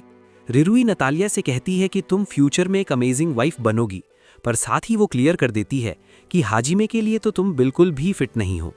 इस इंटरैक्शन से ये साफ पता चलता है कि रिरुई नतालिया और हाजिमे की क्लोजनेस को लेकर काफ़ी ज़्यादा जेलस फील कर रही है। वो हाजिमे को किसी और के साथ शेयर करने के बिल्कुल भी मूड में नहीं है और अपनी इनसिक्योरिटी को ओपनली दिखा रही है। वहीं दूसरी तरफ हाजिमे अपने घर पर काफ़ी टेंशन में दिखाई देता है। वो ये सोच रहा है कि आखिर उस बेयर रैबिट का पता कैसे लगाया जाए। लगभग 2 दिन बीत चुके हैं लेकिन उसे अभी तक फॉरेस्ट में कोई भी सॉलिड प्रूफ या कोई लीड नहीं मिली है। वो हर पॉसिबल तरीके से उसे सर्च करने का एफर्ट कर रहा है लेकिन अभी तक उसे कोई सक्सेस नहीं मिली है, जो उसके लिए एक बड़ी प्रॉब्लम बनती जा रही है। अगले दिन जब मिशन पर निकलने का टाइम आता है तो रिरुई इंसिस्ट करती है कि वो भी हाजिमे के साथ जाएगी। हाजिमे स्टार्टिंग में उसे मना कर देता है क्योंकि वो एरिया काफ़ी रिस्की हो सकता है और वो नहीं चाहता कि रिरुई किसी डेंजर में पड़े। पर रिरुई की परसिस्टेंस के आगे हाजिमे की एक नहीं चलती और फाइनली वो उसे अपने साथ ले जाने के लिए रेडी हो जाता है ताकि वो दोनों मिलकर सर्च ऑपरेशन को आगे बढ़ा सकें। फॉरेस्ट में एंटर करते ही हाजिमे ज़मीन पर बने मार्क्स और फुटप्रिंट्स को काफ़ी क्लोजली ऑब्जर्व करने लगता है ताकि वो बेयर रैबिट के ठिकाने यानी लोकेशन तक पहुंच सके। तभी उनका पेट बर्ड अचानक उड़कर वहां से निकल जाता है और अपनी स्पीशीज़ के दूसरे बर्ड्स के साथ मिलकर तेज़ आवाज़ें निकालना स्टार्ट करता है। वो बर्ड एक तरह का कम्युनिकेशन नेटवर्क क्रिएट करता है और जंगल के बाकी सभी बर्ड्स से उस टारगेट क्रीचर की लोकेशन के बारे में डिटेल्स गैदर करने लगता है ताकि हाजिमे का काम आसान हो जाए। पेट बर्ड्स की मदद से हाजिमे फाइनली उस स्पेसिफिक लोकेशन को आइडेंटिफाई कर लेता है जहां वो मॉन्स्टर छुपा हुआ था। जैसे ही रिरुई को टारगेट के बारे में पता चलता है वो काफ़ी एक्साइटेड हो जाती है और फाइट के लिए तैयार हो जाती है। रिरुई को लगता है कि लेवल 3 पर पहुंचने के बाद वो काफ़ी पावरफुल हो गई है, इसलिए वो हाजिमे से पहले ही आगे बढ़ जाती है ताकि वो अकेले इस मॉन्स्टर को डिफीट कर सके। लेकिन जैसे ही वो मॉन्स्टर के बिल्कुल करीब पहुंचती है और उसका डरावना फेस देखती है, उसका सारा करेज खत्म हो जाता है। रिरुई इतनी ज़्यादा डर जाती है कि वो वहाँ रोने लगती है और फाइट करने के बजाय एक कॉर्नर में जाकर बैठ जाती है। तभी सीन में हाजिमे की एंट्री होती है जो काफ़ी काम दिखाई देता है। हाजिमे अपने स्किल्स यूज़ करके सिर्फ 1-2 हैवी अटैक्स करता है और इम्पैक्ट इतना ज़्यादा होता है कि वो पूरा मॉन्स्टर ज़मीन के अंदर धंस जाता है। इस विक्ट्री के बाद उन्हें रियलाइज़ होता है कि उनका पेट बर्ड सच में काफ़ी यूज़फुल साबित हुआ है। हाजिमे रिरुई को थोड़ा टीज करते हुए कहता है कि ये बर्ड तो तुमसे भी ज़्यादा स्मार्ट और काम की चीज़ निकली। एपिसोड की स्टार्टिंग में हम देखते हैं वो इस कॉम्प्लेक्स सिचुएशन को कैसे हैंडल करेगी। तभी हम देखते हैं कि जोसे अचानक वेरोनिका को बिल्डिंग कोलैप्स होने का असली रीजन बताती है। जोसे रिवील करती है कि इस डिस्ट्रक्शन के पीछे कोई टेक्निकल फॉल्ट नहीं था, बल्कि एक जायंट ड्रैगन इसका मेन कारण था। वो बताती है कि एक भयानक ड्रैगन अचानक कहीं से आया और बिल्डिंग के ऊपर बैठ गया, जिसके मैसिव वेट और प्रेशर की वजह से पूरी बिल्डिंग मिट्टी में मिल गई। इस बात की कंफर्मेशन वेलिनी के अपने लोग भी करते हैं, जिससे वेलिनी ये सब सुनकर काफ़ी ज़्यादा स्ट्रेस में आ जाती है, क्योंकि उसे रियलाइज़ होता है कि इस बिल्डिंग को दोबारा खड़ा करने में बहुत ज़्यादा फाइनेंशियल इन्वेस्टमेंट लगेगा। सबसे बड़ी दिक्कत ये थी कि वेलिनी ने कोई ड्रैगन डैमेज इंश्योरेंस पॉलिसी नहीं ली थी, जिसका सीधा मतलब ये था कि उसे गिल्ड या एडमिनिस्ट्रेशन से कोई भी कॉम्पेंसेशन या फाइनेंशियल हेल्प नहीं मिलेगी। पूरा नुकसान अब उसे खुद ही झेलना पड़ेगा और उसके पास फिलहाल इतने रिसोर्सेज नहीं है। इसी मजबूरी का फ़ायदा उठाते हुए जोसे अपना असली प्लान सामने रखती है। वो कहती है कि उसने वेरोनिका के काफ़ी सारे लोगों को अपने घर पर शेल्टर दिया है, तो उसके बदले में उसे हैवी एक्सपेंसेस पे करने होंगे। जोसे एक अजीब शर्त रखती है कि अगर वेरोनिका ये पैसा पे नहीं कर सकती तो वो उसके बदले में रिरुई को उसके हवाले कर दे। वेरोनिका तुरंत नोटिस करती है कि जोसे एक्चुअली रिरुई को बहुत ज़्यादा पसंद करती है और उसे अपने पास रखने के लिए तरस रही है। वेरोनिका इस वीकनेस को आइडेंटिफाई कर लेती है और एक खतरनाक स्ट्रैटेजी बनाती है ताकि वो जोसे को मैनिपुलेट कर सके। वो जानती है कि जोसे रिरुई को लेकर इमोशनल है, इसलिए वेरोनिका अचानक सबके सामने रिरुई को कई सारे थप्पड़ के लिए वेरोनिका सबके सामने रिमुरुई को फिर से 3-4 चांटे मार देती है। रिमुरुई को इस तरह तकलीफ में देखकर होजे का गुस्सा कंट्रोल से बाहर हो जाता है और वो पूरी तरह भड़क जाती है। होजे की इसी इमोशनल वीकनेस को वेरोनिका ट्रिगर करना चाहती थी ताकि वो उसे अपने हिसाब से मैनिपुलेट कर सके। रात का समय होता है और हम देखते हैं कि वेलिनी अपना खाना एंजॉय कर रही है। वहीं दूसरी तरफ वेरोनिका काफ़ी ज़्यादा चिंता में दिखाई देती है। वो सेल्फ रिफ्लेक्शन कर रही है कि उसने गुस्से और फ्लो में होजे को कंपटीशन के लिए बोल तो दिया है, लेकिन अब उसे समझ नहीं आ रहा कि वो इस मिशन को एग्जीक्यूट कैसे करेगी। वेरोनिका को इस बात का डर है कि उसके पास होजे की पावरफुल टीम को जाना चाहिए, क्योंकि ये सब बेकार की टेंशन है। पर वेरोनिका इस बात के लिए बिल्कुल तैयार नहीं होती। वो काफ़ी डिटर्मिन्ड है और कहती है कि उसे यहाँ रहकर कुछ ना कुछ निश्चय ही करना होगा ताकि वो अपनी बिल्डिंग और अपना स्टेटस वापस पा सके। हाजिमे उसे समझाता है कि तुम्हें इतना स्ट्रेस लेने की ज़रूरत नहीं है। अगर तुम ये कंपटीशन हार भी जाती हो तो भी मुझे कोई फ़र्क नहीं पड़ेगा, हम कहीं और एडजस्ट कर लेंगे। पर वेरोनिका अपने डिसीजन पर टिकी रहती है और पीछे हटने से साफ मना कर देती है। अगले दिन फाइनल अटैक का समय आ जाता है। जोसे अपनी पूरी टीम के साथ डंजन के एंट्रेंस पर पहुंचती है। वेरोनिका भी अपने लोगों को लेकर वहां पहुंचती है ताकि इस चैलेंज का सामना कर सके। यहां सभी को रूल समझाए जाते हैं कि विश करने की यूनिक स्टाइल से इतनी ज़्यादा इंप्रेस्ड होती है कि वो उसका कॉन्फिडेंस और भी ज़्यादा बढ़ा देती है। इस अनएक्सपेक्टेड एनकरेजमेंट को देखकर यूई का सेल्फ कॉन्फिडेंस काफ़ी बूस्ट हो जाता है और वो काफ़ी हैप्पी नज़र आती है। इसी ड्यूरेशन में यूई के कंपेटिटर्स फाइट करते हुए नीचे की तरफ आते हैं। जब वो देखते हैं कि सारे हाई लेवल मॉन्स्टर्स पहले ही एलिमिनेट हो चुके हैं तो वो पूरी तरह शॉक हो जाते हैं। वो वहाँ एपिसोड के इस सेगमेंट में वो दोनों एक प्रीमियम परफ्यूम शॉप विजिट करते हैं, जहाँ हाजिमे एक स्पेसिफिक फ्रेग्रेंस सिलेक्ट है और यहाँ के लोकल सिस्टम से अनफेमिलियर है, इसलिए उसे इन लग्जरी आइटम्स या परफ्यूम सिलेक्शन के बारे में ज़्यादा नॉलेज नहीं है। हाजिमे परफ्यूम शॉप के एनवायरनमेंट में काफ़ी फ्रस्ट्रेटेड और अनॉयड फील करता है। उसे ये लॉजिक समझ नहीं आता कि परफ्यूम जैसी नॉन एसेंशियल चीज़ें इतनी ओवरप्राइज्ड कैसे हो सकती हैं। तो वाइटी और नए एनवायरनमेंट को काफ़ी क्लोजली ऑब्जर्व कर रही है। ट्रैवल के दौरान हाजिमे अपनी बायोलॉजिकल मदर के बारे में बात करते हुए थोड़ा सेंटिमेंटल और इमोशनल हो जाता है। तभी यूई एटमॉस्फेयर को लाइट करने के लिए एक अनयूजुअल सजेशन देती है।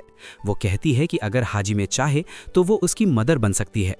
हाजिमे इस अनएक्सपेक्टेड प्रपोजल को बिना किसी डिले के डिक्लाइन कर देता है और कहता है कि फिलहाल उसे किसी नए रिलेशन की कोई रिक्वायरमेंट नहीं है।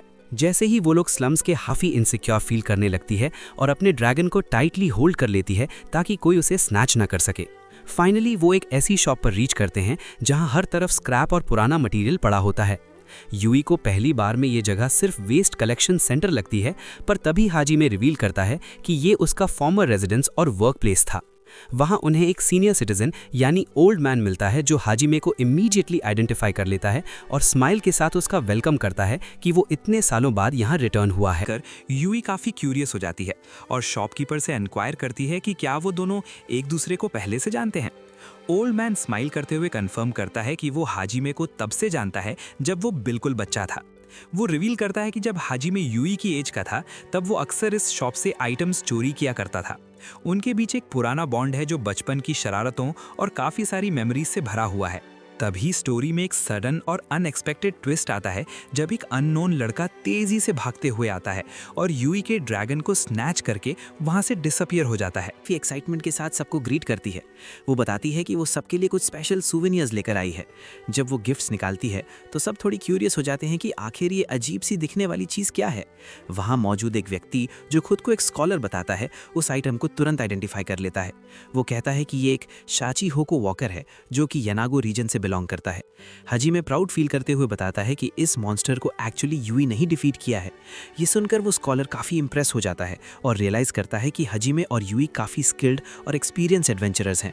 इसी इम्पैक्ट की वजह से वो स्कॉलर उन्हें एक नया प्रपोजल देता है। वो एक्सप्लेन करता है कि वो मॉन्स्टर्स पर रिसर्च कर रहा है और उनका डेटा कलेक्ट करने के लिए उसे डंजन के अंदर जाना है। वो हाजिमे और यूई से रिक्वेस्ट करता है कि क्या वो उसे डंजन के अंदर एज अ बॉडीगार्ड एस्कॉर्ट कर सकते हैं ताकि वो अपनी रिसर्च सेफली कंप्लीट कर सके। अगली सुबह मिशन स्टार्ट होने वाला होता है पर वहाँ थोड़ा कन्फ्यूजन क्रिएट हो जाता है। स्कॉलर जब देखता है कि यूई भी उनके साथ डंजन चलने के लिए तैयार है तो वो थोड़ा कंसर्न हो जाता है। उसका मानना है कि डंजन एक डेंजरस जगह है और वहाँ किसी बच्चे को ले जाना ठीक नहीं है।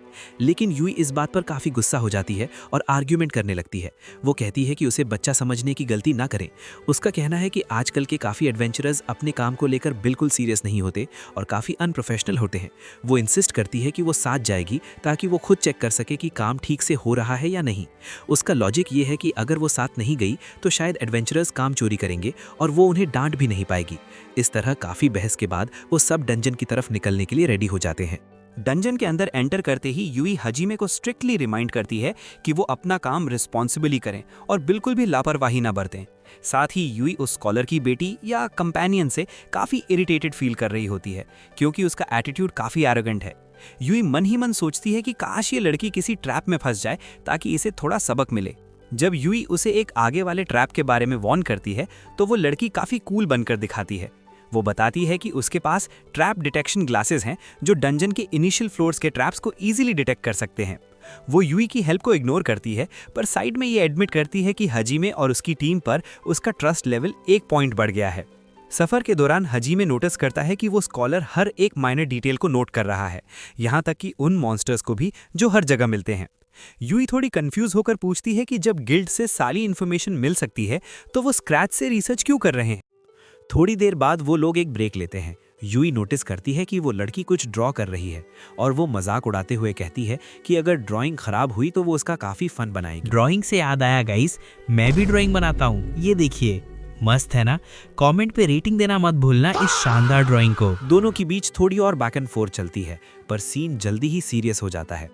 हाजिमे स्कॉलर से उनके काम के बारे में इंक्वायर करता है कि वो कब से ये रिसर्च कर रहे हैं। स्कॉलर रिवील करता है कि वो कोई फुल टाइम प्रोफेशनल स्कॉलर नहीं है, वो एक्चुअली एक फार्मर है और जब भी थोड़ी सेविंग हो जाती है तब वो डंजन में आकर एज अ रिसर्चर काम करता है।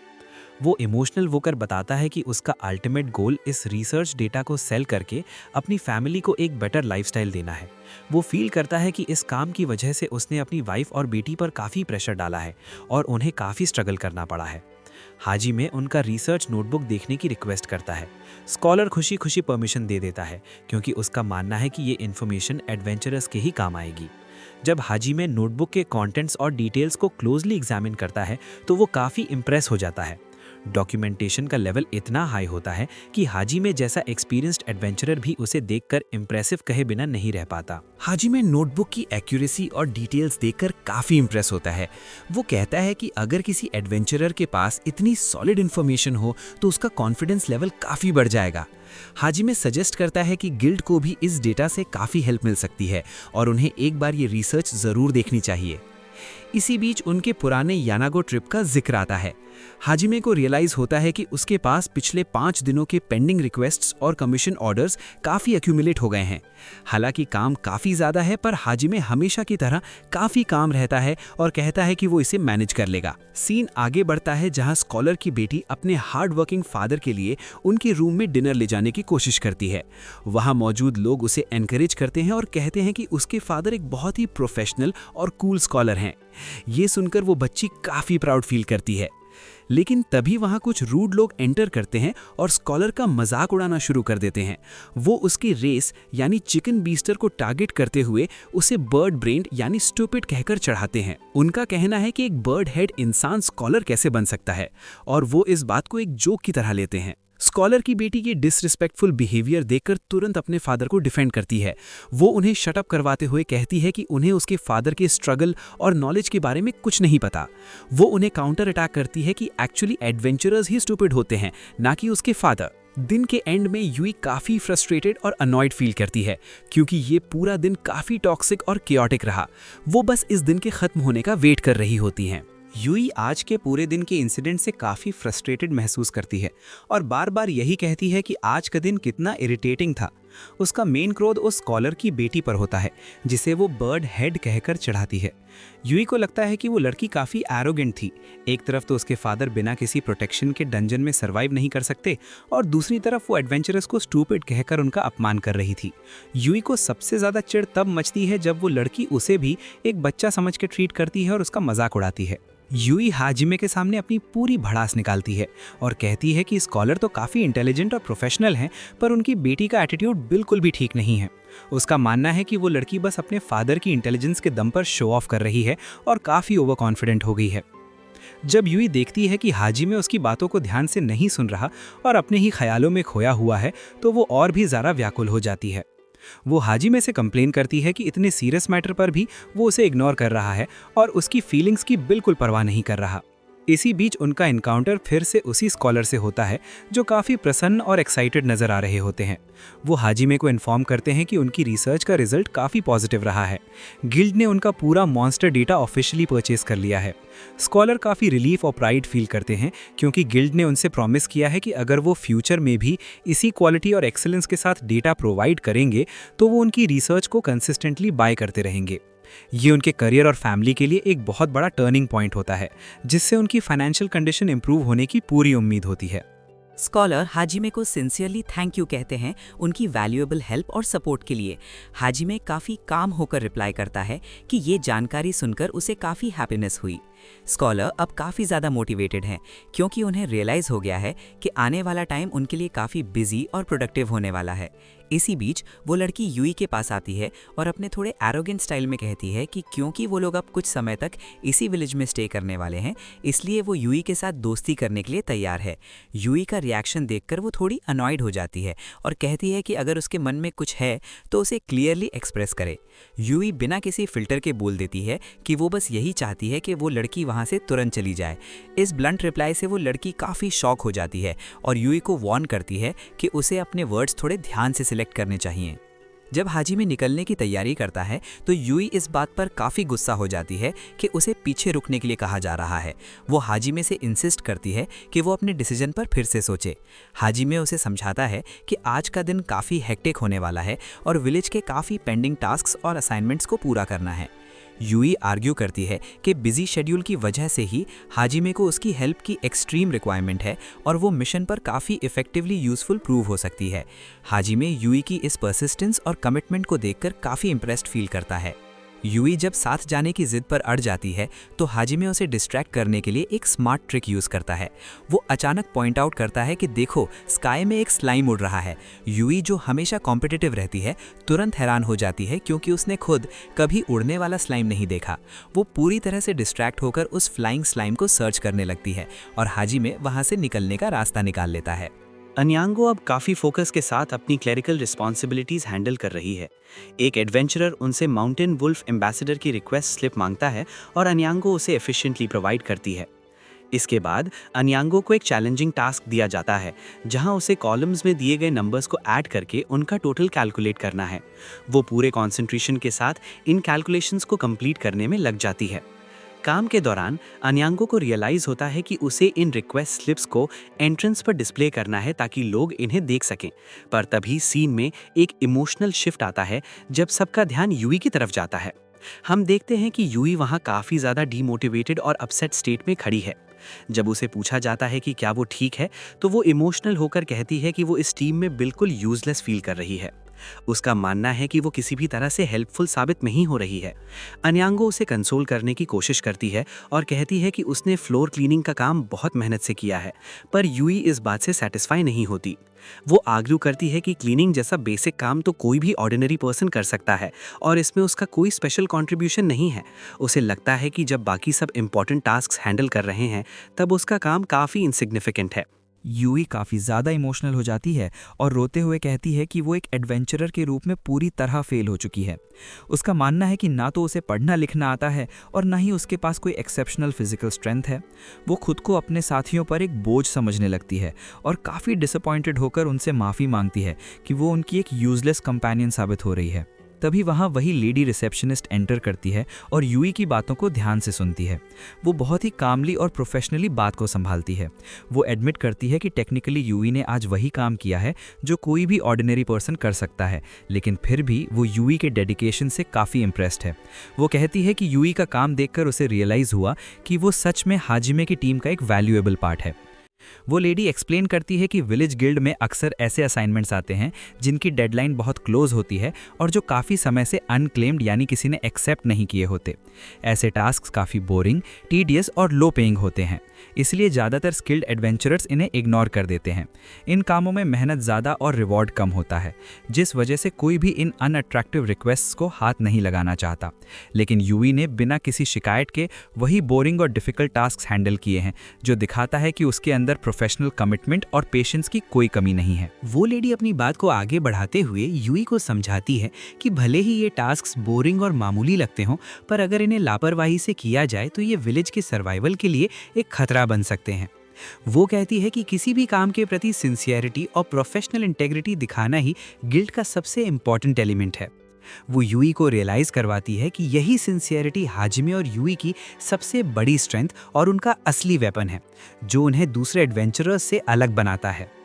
इसी बीच हाजिमे अपना लंबा और थका देने वाला काम फिनिश करके वहां रिटर्न करता है। वो लेडी हाजिमे को इन्फॉर्म करती हैं कि उनकी एब्सेंस में अन्यांगो और यूई ने गिल्ड के कामों में बहुत बड़ी हेल्प की है और खास करके यूई ने पूरे फोकस के साथ क्लीनिंग का टास्क हैंडल किया।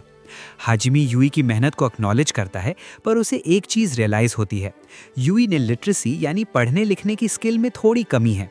क्योंकि आज काम से छुट्टी है और स्केड्यूल थोड़ा फ्री है, हाजिमे डिसाइड करता है कि ये यूई के लिए कुछ नया सीखने का परफेक्ट टाइम है। वो यूई को मोटिवेट करता है कि उसे थोड़ी पढ़ाई पर ध्यान देना चाहिए ताकि फ्यूचर में वो और भी ज़्यादा इंडिपेंडेंट बन सके। सीन शिफ्ट होता है और हम देखते हैं कि यूई फाइनली एक एजुकेशनल सेटिंग यानी स्कूल पहुंच जाती है। वहां अन्यांगो उसे देखकर बहुत ज़्यादा एक्साइटेड हो जाती है। अन्यांगो कहती है कि उसे बिल्कुल उम्मीद नहीं थी कि यूई भी पढ़ाई करने आएगी और यूई के साथ स्कूल में होना उसके लिए काफ़ी खुशी की बात है। हाजिमे यूई को मोटिवेट करते हुए कहता है कि वो इस एजुकेशनल एनवायरनमेंट को एंजॉय करे। टीचर क्लास से यूई और कोको का इंट्रोडक्शन करवाती है और सबसे मिलजुल कर रहने के लिए कहती है, पर यूई जैसे ही कोको को वहां देखती है उसका मूड खराब हो जाता है और वो सोचती है कि ये लड़की यहाँ क्या कर रही है। टीचर यूई से उनके प्रेफरेंसेस के बारे में पूछती है। यूई एडमिट करती है कि उसे अल्फ़ाबेट और सिंबल्स आइडेंटिफाई करने में काफ़ी प्रॉब्लम फेस करनी पड़ती है, इसलिए वो रीडिंग और राइटिंग सीखना चाहती है। टीचर इस डिसीजन को सपोर्ट करती है। वो जानती है कि कोको को पहले से ही काफ़ी अच्छी नॉलेज है, इसलिए वो कोको से रिक्वेस्ट करती है कि वो यूई की ट्यूटर बन जाए और उसे सिखाने में हेल्प करे। कोको अपने यूजुअल एरोगेंट स्टाइल में एग्री करती है। वो यूई से कहती है कि उसे इस हेल्प के लिए थैंक यू कहना चाहिए। कोको काफ़ी ब्लंट होकर बोलती है कि वो इतने सिंप्लीफाइड तरीके से सिखाएगी कि यूई जैसे स्टूडेंट को भी सब कुछ ईजिली समझ में आ जाएगा। स्टडी सेशन के दौरान कोको देखती है कि यूई पूरे फोकस और कमिटमेंट के साथ पढ़ाई कर रही है। कोको को ये देखकर काफ़ी सरप्राइज होता है। वो यूई से पूछती है कि वो इतना सीरियस क्यों है, क्योंकि एडवेंचरर्स का मेन गोल तो डंजन में मॉन्स्टर्स को डिफीट करना होता है। उसे समझ नहीं आता कि यूई को इन एकेडमिक चीज़ों की क्या रिक्वायरमेंट है। कोको के इस सवाल पर यूई काफ़ी सीरियस हो जाती है और रिप्लाई करती है कि सिर्फ मॉन्स्टर्स को डिफीट करना काफ़ी नहीं है। वो एक्सप्लेन करती है कि उसका ऑब्जेक्टिव सिर्फ फाइटिंग तक लिमिटेड नहीं है, बल्कि वो इतनी केपेबल बनना चाहती है कि खुद कमीशन ऑर्डर्स और रिक्वेस्ट फॉर्म्स को पढ़ सके और मॉन्स्टर्स के बायोलॉजिकल डेटा को एनालाइज कर सके। यूई का अल्टीमेट गोल हाजिमे की तरह एक मल्टी टैलेंटेड और प्रोफेशनल एडवेंचरर बनना है, जो हर सिचुएशन को इंडिपेंडेंटली हैंडल कर सके। यूई की इस डेडिकेशन को देखकर कोको का एटीट्यूड थोड़ा चेंज होता है और वो कहती है कि फोकस्ड रहना अच्छी बात है। कोको अपनी पर्सनल एम्बिशन भी शेयर करती है कि उसका ड्रीम अपने फादर की तरह एक सक्सेसफुल स्कॉलर और रिसर्चर बनना है। वो थोड़ी डिफेंसिव होकर पूछती है कि क्या यूई को उसके इस ड्रीम में कोई प्रॉब्लम नजर आती है। ड्रीम वर्ड पर थोड़ा रिफ्लेक्ट करती है और रियलाइज़ करती है कि हर किसी का अपना एक टारगेट होता है। वो शेयर करती है कि उसका अपना सपना एक लेजेंडरी एडवेंचर पर निकलना है। इस इमोशनल कॉन्वर्जेशन के बीच कोको वापस टीचिंग मोड में आ जाती है और यूई को टोकते हुए कहती है कि अगर वो पेन को इस तरह गलत पोजीशन में पकड़ेगी तो उसकी हैंडराइटिंग कभी साफ नहीं होगी। वो यूई को गाइड करती है कि राइटिंग इंप्रूव करने के लिए ग्रिप और पोस्चर का सही होना बहुत इंपॉर्टेंट है। अनियांगा वहां पहुंचता है और कोको को यूई की नई दोस्त कहकर एड्रेस करता है। वो अपना इंट्रोडक्शन देते हुए कहता है कि मेरा नाम अनियांगा है और वो उनसे मिलकर काफ़ी खुश है। कोको, जो अपने इमोशंस को थोड़ा छुपा कर रखती है, तुरंत इस बात को डिनाई कर देती है और कहती है कि वो और यूई बिल्कुल भी फ्रेंड्स नहीं हैं। यूई काफ़ी एक्साइटेड होकर कोको को अपने साथ खेलने के लिए बुलाती है, पर कोको उसे बताती है कि वो थोड़ी देर और रीडिंग कंटिन्यू करना चाहती है।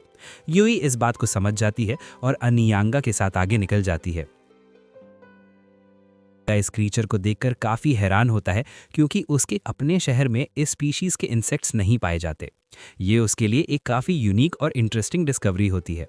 इसी बीच दूर खड़े लोग ऑब्जर्व करते हैं कि कोको और यूई अब साथ में खेल रहे हैं। वो दोनों एक दूसरे की तरफ ऑब्जेक्ट्स थ्रो कर रहे हैं और काफ़ी मस्ती कर रहे हैं।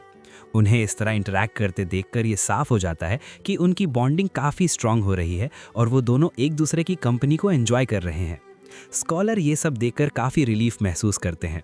वो नोटिस करते हैं कि इस विलेज की नेचुरल ब्यूटी और यहाँ की डाइवर्स वाइल्ड लाइफ का कोको पर काफ़ी पॉजिटिव इम्पैक्ट पड़ रहा है। कोको अब पहले से काफ़ी ज़्यादा एनर्जेटिक और हैप्पी नज़र आ रही है।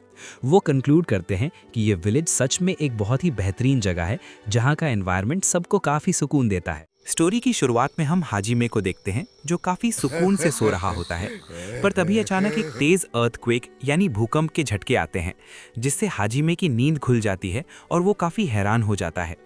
इस इंसिडेंट के बाद हाजिमे और यूई यानी रीरी अपना दिन भर का काम फिनिश करके फाइनली अपने घर की तरफ निकलते हैं।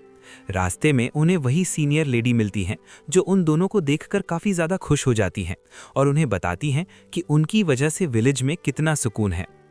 तभी वहाँ विलेज वॉचर्स की टीम एंटर करती है।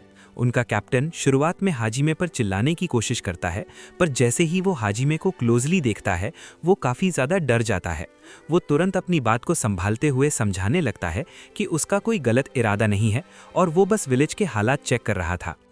वो हाजिमे को थोड़ा चैलेंज करते हुए कहता है कि भले ही हाजिमे अभी काफ़ी ताकतवर है, पर आने वाले टाइम में उनकी टीम उससे भी ज़्यादा पावरफुल बन जाएगी। उनका मानना है कि विलेज को प्रोटेक्ट करना उनका मेन काम है और वो इसके लिए काफ़ी मेहनत करेंगे।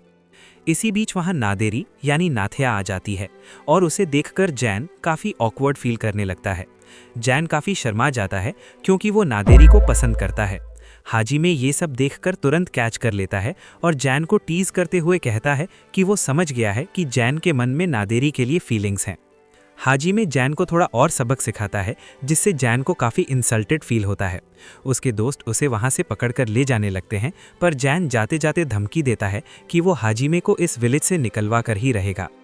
नादेरी हाजिमे से पूछती है कि उनके बीच क्या डिस्कशन हो रहा था, तो हाजिमे काफ़ी कैजुअली रिप्लाई करता है कि वो बस ऐसे ही इधर उधर की बातें कर रहे थे।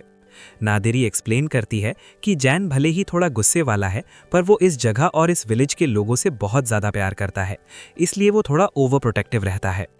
घर पहुंचने के बाद यूई थोड़ी इमोशनल और सीरियस नज़र आती है। वो हाजिमे से पूछती है कि जैन ने ऐसा क्यों कहा कि वो लोग इस गांव के सदस्य यानी मेंबर्स नहीं हैं। हाजिमे उसे समझाते हुए कहता है कि लोगों को अभी उनकी करेज और उनकी असली काबिलियत के बारे में ज़्यादा कुछ नहीं पता है। वो यूई को अप्रिशिएट करता है कि वो हर कदम पर उसकी बहुत मदद करती है और उसके बिना काफ़ी चीज़ें मुश्किल होती।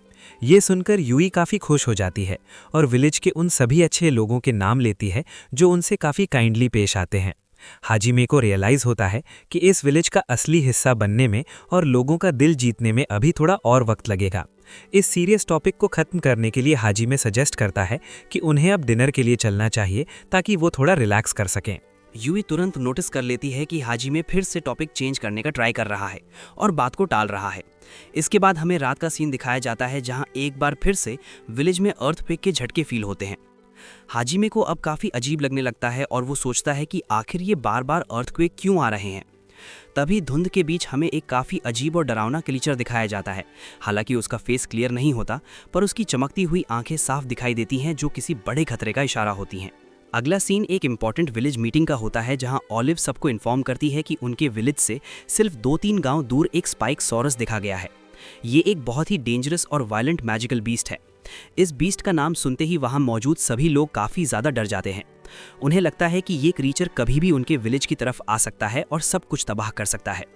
अर्थक्वेक्स के झटकों से अब सबको ये रियलाइजेशन हो जाती है कि स्पाइकसॉरस एक्चुअली उनके विलेज के काफ़ी ज़्यादा क्लोज आ चुका है और वाइब्रेशंस उसकी मूवमेंट की वजह से हो रही हैं। ऑलिव बताती है कि इस तरह के डिजास्टर क्लास खतरे से बचने के लिए उन्हें सिल्वर रैंक एडवेंचरर्स की पूरी टीम की ज़रूरत पड़ेगी। सिल्वर रैंक के बारे में सुनकर सब हैरान हो जाते हैं, क्योंकि ये एक बहुत ही रिस्पेक्टेड और हाई पोस्ट मानी जाती है। तभी वहां मौजूद ग्रैनी हाजिमे से कहती हैं कि तुम भी तो सिल्वर रैंक या उससे ऊंची रैंक पर हो, तो क्या तुम इस मॉन्स्टर से अकेले नहीं लड़ सकते। हाजिमे यहाँ काफ़ी सेंसिबल बात करता है। वो कहता है कि अगर एक्सपर्ट्स एक पूरी टीम की बात कर रहे हैं तो इसका सीधा मतलब है कि वो बीस्ट सच में बहुत ज़्यादा खतरनाक और पावरफुल है। हाजिमे एडमिट करता है कि उसे नहीं पता कि वो इसे अकेले हैंडल कर पाएगा या नहीं, क्योंकि बिना एक्सपीरियंस के इतने बड़े मॉन्स्टर से पंगा लेना मौत को बुलावा देना होगा।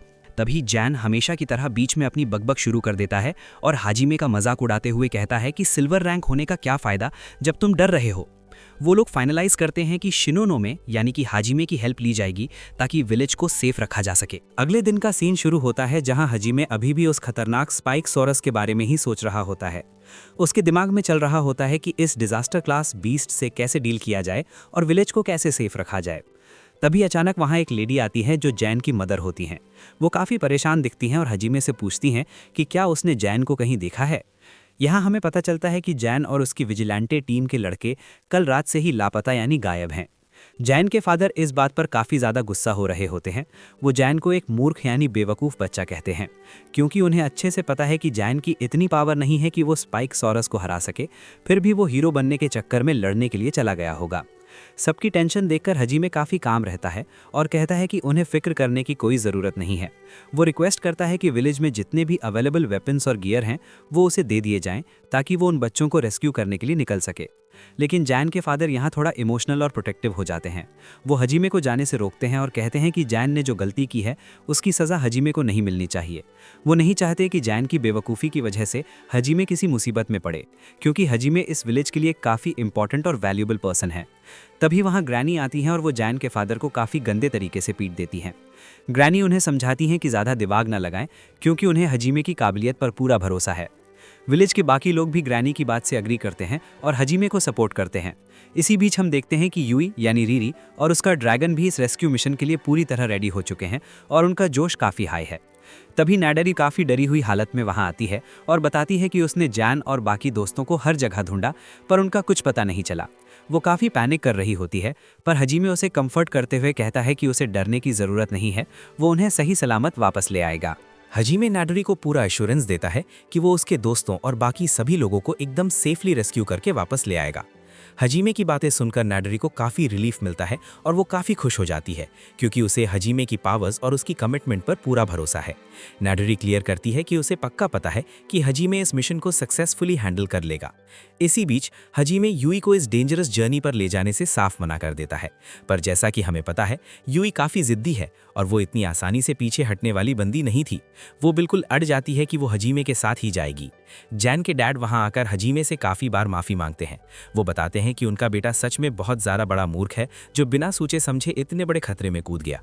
वो गुस्से और चिंता में कहते हैं कि अगर जैन वापस आ गया तो वो उसकी काफ़ी गंदी पिटाई करेंगे, पर फिलहाल वो हाजिमे के सामने एम्बैरेस्ड फील कर रहे हैं। हाजिमे मन ही मन सोचता है कि ये सिचुएशन कितनी अजीब है। एक तरफ इतना बड़ा मॉन्स्टर है और दूसरी तरफ ये लोग उसे अपनी फैमिली बातों से हंसा रहे हैं। तभी हाजिमे देखता है कि यूई और उसका ड्रैगन साइड में खड़े होकर प्रैक्टिस कर रहे हैं। वो दोनों काफ़ी सीरियस होकर मूव्स ट्राई कर रहे होते हैं ताकि वो स्पाइकसॉरस से लड़ सकें, पर हाजिमे को ये देखकर काफ़ी फनी और थोड़ा ट्रबलसम लगता है। वहाँ मौजूद ऑलिव को लगता है कि यूई को साथ ले जाना एक कमाल का आइडिया हो सकता है, पर हाजिमे के लिए ये एक बड़ी प्रॉब्लम थी। हजीमे यूई को एक फाइनल रियलिटी चेक देता है। वो काफ़ी सीरियसली बोलता है कि वो वहाँ यूई का गार्डियन बनकर नहीं जा रहा है। वो क्लियर करता है कि बैटल जोन में यूई को अपनी रक्षा यानी प्रोटेक्शन खुद करनी होगी। अगर वो अपनी सेफ्टी इंश्योर नहीं कर सकती तो हजीमे का मानना है कि उसका यहीं रुक जाना ही बेहतर होगा। यूई बिल्कुल भी हेजिटेट नहीं करती और तुरंत कह देती है कि हजीमे को फिक्र करने की कोई ज़रूरत नहीं है, वो अपना ख्याल खुद रख सकती है। यूई गर्व से कहती है कि वो अपनी रक्षा खुद करने के लिए काफ़ी है और उसका ड्रैगन भी उसी की तरह फुल कॉन्फिडेंस में नजर आता है। दोनों जब मिशन के लिए निकलते हैं तो रास्ते में ऐसी फालतू और बेसिर पैर की बातें करते हैं कि गांव वाले उन्हें देखकर हैरान परेशान रह जाते हैं। गांव वालों को समझ ही नहीं आता कि ये दोनों किसी भयानक मॉन्स्टर से लड़ने जा रहे हैं या किसी पिकनिक पर, क्योंकि उनके चेहरे पर डर का नामो निशान तक नहीं था। वो लोग इतनी आसानी से मॉन्स्टर को हरा देंगे और उससे निपटा देंगे जैसी बातें कर रहे थे जैसे कोई खेल हो। उन्हें जाते हुए देखकर ऑलिव के मन में भी थोड़ा शक आता है कि क्या उसने सही लोगों को इस डेंजरस काम के लिए भेजा है या नहीं। इसके बाद सीन शिफ्ट होता है जैन और उसकी टीम की तरफ, जो माउंटेन के काफ़ी अंदर पहुंच चुके हैं। जैन अपने गांव के लोगों पर काफ़ी गुस्सा दिखा रहा होता है, शायद इसीलिए क्योंकि उसे लगता है कि सब उसे बच्चा समझते हैं। उसके दोस्त उसे लगातार समझाने और शांत करने की कोशिश करते हैं कि ये जगह सेफ नहीं है। तभी उन्हें ज़मीन पर एक बहुत ही बड़ा और अजीब निशान दिखता है। असलियत में वो स्पाइक सॉरस के पैरों का निशान था, जो उनके साइज से भी कई गुना बड़ा था। अपने दोस्तों को डरता हुआ देखकर जैन अपनी पुरानी आदत के मुताबिक शेख ही बघारने लगता है। वो कहता है कि डरने की कोई बात नहीं है, ये तो किसी चिकन यानी मुर्गी के पैरों के निशान लग रहे हैं और वो लोग ऐसे मॉन्स्टर्स को काफी आसानी से ढेर कर देंगे।